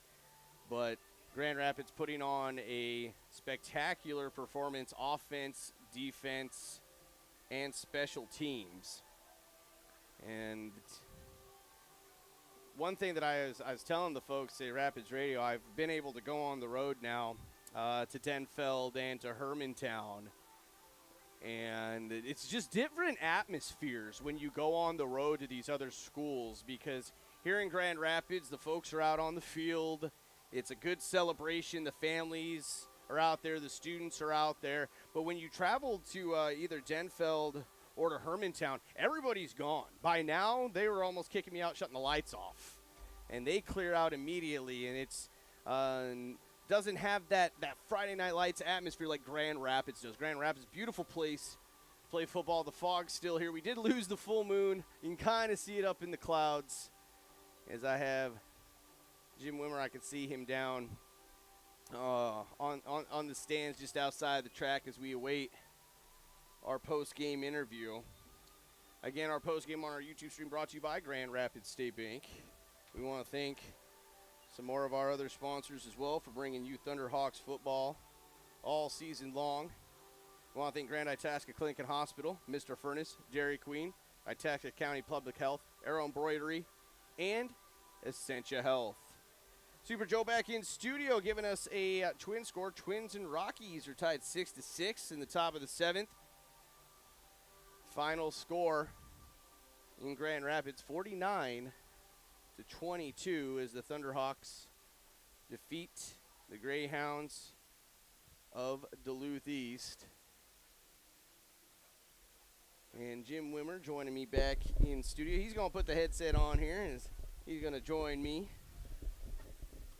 Great win here for the Thunderhawks. We should have Jake Trombley joining us here shortly as he's enjoying some of the post-game festivities down there. But Jake with a big game, couple of offensive touchdowns, and then a pick TD as well. So big gain for Mr. Trombley. I'm a little winded from running around down there. You're running around Jim the Whip Dog. He's always getting the great interviews. As I think Trombley's actually making his way up here right now, number 15. And we'll give you a score update. Mesabi East defeats GNK 32-0. But I tell you what, those GNK guys, they continue to fight this season. Still looking for their first win, but up against a very good team in Mesabi East, and maintained it very competitive through the entire ball game. It looks like there again, 32-0. That game broadcast on J105. The Thunder, Mr. Tom Downing and Jen McInerney calling that game. I believe homecoming at GNK is homecoming across the board at Deer River, GNK, and here at Grand Rapids. Yeah, awesome. So we'll a lot of festivities going on. Mr. Trombley coming up. I'm going to hand over the headset to him. And we'll have our post game show again. Our post game on our YouTube stream brought to you by Grand Rapids State Bank. And if you're driving home and leaving the facility, we're going to be joined now with Jake Trombley. How you doing, sir? Good. How are you? Not too bad. So 49-22 win over Duluth East. You guys are undefeated at home. How's it feel to win on homecoming? It's always good to win on homecoming. We knew coming into this we'd end up having to play hard the whole game, and I think that's what we did. So we got the job done. Awesome. You know, great atmosphere here in Grand Rapids. Can you talk about it tonight? Full stands, and I mean, it seemed like you guys were just feeding off the energy tonight. Oh yeah, you could hear it on the field. Half the time our calls were coming in. You can't even hear the calls over the student section going at it. So kudos to them. Well, and let's talk about your performance here, not only in this game but throughout the season. It seems like that team's really been leading on you. I mean, you get into the trenches when you're running that football offensively. Can you talk about what that's been like so far this season? I mean, we've been getting a lot better up front blocking, and basically everything up front's been getting better. And I mean, some games are better up the middle, some are outside. So this just happened to be one up the middle. Again, joined by Jake Trombley. Again, Grand Rapids Thunderhawks win 49-22. And walk me through that pick six. Boy, that was a good one. I mean, I didn't even know the ball was coming until they were yelling my name, and I just looked up, happened to be above my head, and caught it behind the back, and it was just me and one to beat. So hearing Coach Spahn yell on the sidelines, and I just had to go. It puts it in for the score. So, again, having a great night tonight. Jake Trombley offensive, defensively. Again, now you get the big win, 49-22 over Duluth East. You have North Branch coming up next. What are your thoughts? I mean, they are always a tough team every year. They run that power T similar to Pine City. They can move the ball, and they got some big boys, so we're going to have a lot of prepping to do. All right, well, enjoy this one tonight and have a good homecoming evening. Thank you, you too. Get joined with Jake Trombley here on our post-game show on 1320 AM 93.1 FM, KOZYradio.com, and our YouTube stream. When we be right back, we'll wrap things up with Jim Wimmer here shortly, and this is Thunderhawks football.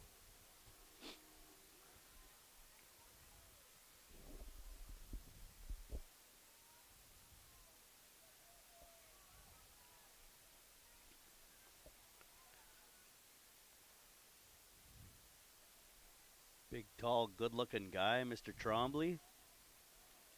You can see how big he is out on the field, but when he stands next to you, it's like, all right. No wonder he's such a powerhouse on the inside. Yeah, he lines up in that 4-point stance, and he's just a beast coming through those dive plays.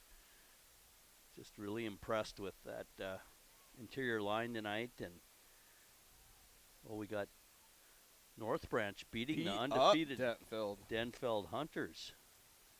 Took it to them. They did take it to them. 33-13. So North Branch, their loss is to Pequot Lakes, 42-28. Start the season, and then they've won ever since.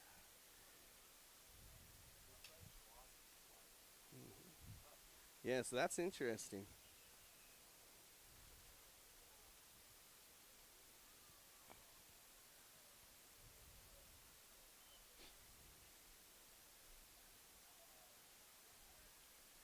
And we'll wrap things up here on our YouTube stream. And again, we appreciate you joining us across that as well as our radio. We have Super Joe bring us back. And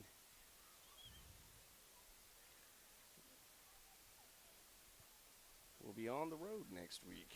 So no YouTube stream as it's just for the home games, but we will be on the air, 1320 AM, 93.1 FM, KOZYradio.com. 20 seconds before we join our radio broadcast back in action. And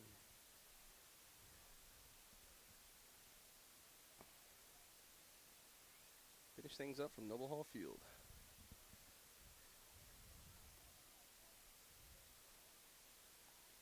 We are in Noble Hall Field. It's homecoming, and that is a wrap for the Grand Rapids Thunderhawks as they get the win over Duluth East. They're undefeated home, 49-22 over the Greyhounds, and they will face North Branch next. So before I forget, though, I want to say that North Branch does get the win tonight over the undefeated Duluth Denfeld, 33-13. So as I look at the schedule from North Branch, they lose the opening game to Pequot Lakes, 42-28. They beat Rockridge, 61-36. Hermantown 28-21, Mora 40-14, and just beat Denfeld 33-13. As we just got done speaking with Jake Trombley too, as he mentioned, North Branch is going to be a tough challenge. They got to get to work.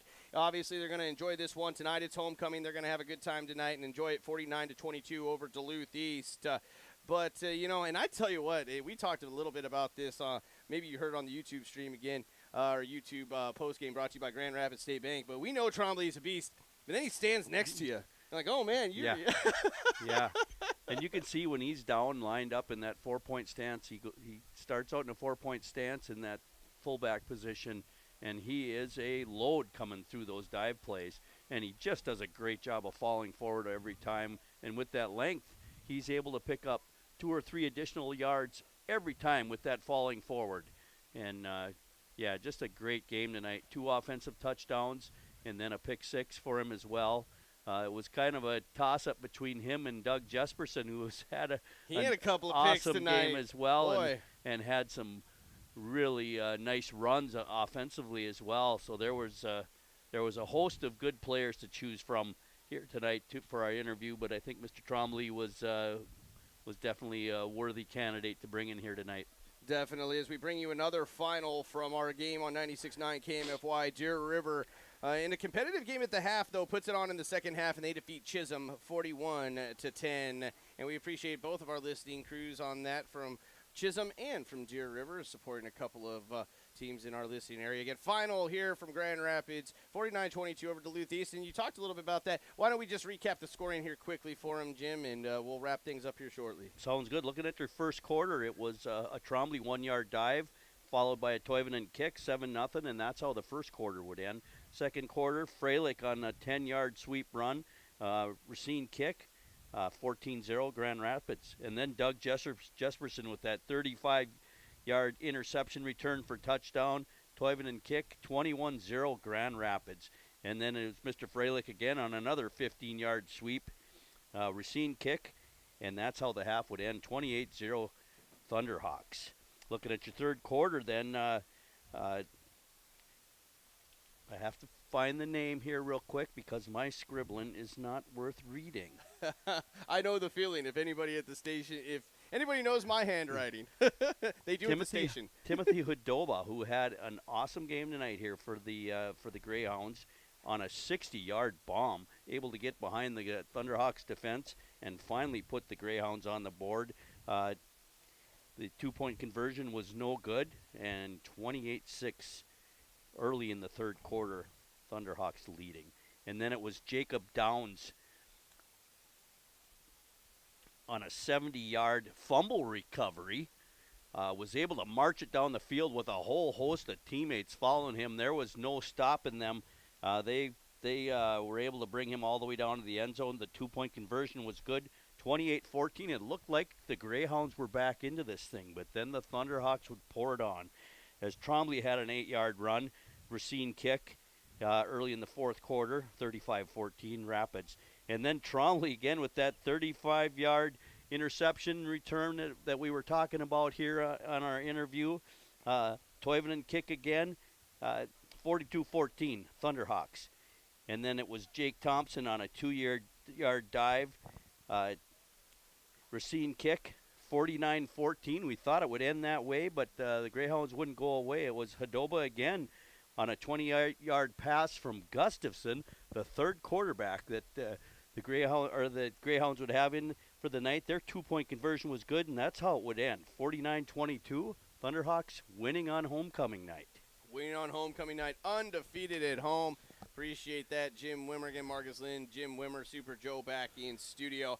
And I just have to say this because I love that I get to have the extended post game in Grand Rapids. As I've been on the road twice, I've been to Denfeld and I've been to Hermantown, and by this time of the night, they are kicking me out. The lights are off in the stadium, and I am trying to pack up my gear and go. They about let me lock up at Hermantown the last time I was there, and I don't have you with me along on those road games, so I don't it's hard to get the players and stuff in time before they're already on the buses. But I think that just goes to show the atmosphere that we have here in Grand Rapids, and that is not only to the school, the coaches, the kids, but to the community as a whole. Well, there's still football players on the field celebrating their win with some of their classmates that aren't football players. There's some of the band out there, and it's just great. Friday Night Lights, this is what it's all about right here. Grand Rapids does a great job of having a really nice atmosphere. It is one of the best atmospheres in the entire state of Minnesota. I'll go out there and say it definitely. As this has been your post-game show on our YouTube stream, brought to you by Grand Rapids State Bank. Again, final score, 49-22. Thunderhawks win over Duluth East. And tune in next week. Next Friday night, we're going to North Branch. We're going to go get that win. How about that, Jim? Sounds like a plan, and we'll see you back here in 2 weeks. We will do so. All right, everyone, have a great rest of your homecoming night in Grand Rapids. It's homecoming in Deer River. It's homecoming at GNK. It's going to be quite the parties tonight. So and by the way, before I leave, Clocktoberfest is tomorrow. Mr. David Moody's going to be out there, and that's going to be broadcast across our stations too. So. Awesome. And if you can stick around and listen to that Minnesota scoring post-game show, it is really good. Yeah, stay tuned for some scores, some highlights as we will recap scores from all around the fine state of Minnesota. Super Joe back in studio. We're going to kick it back to you. Final score, 49-22. Thunderhawks win. And you've been listening to Thunderhawk Football, 1320 AM, 93.1 FM, KLZYradio.com, and the YouTube stream. Good night, everyone.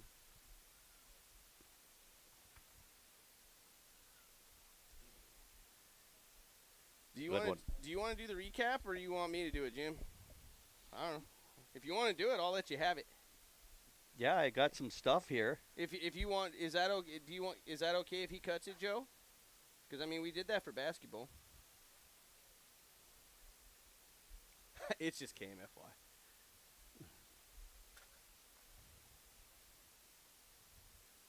But they can listen to the promos.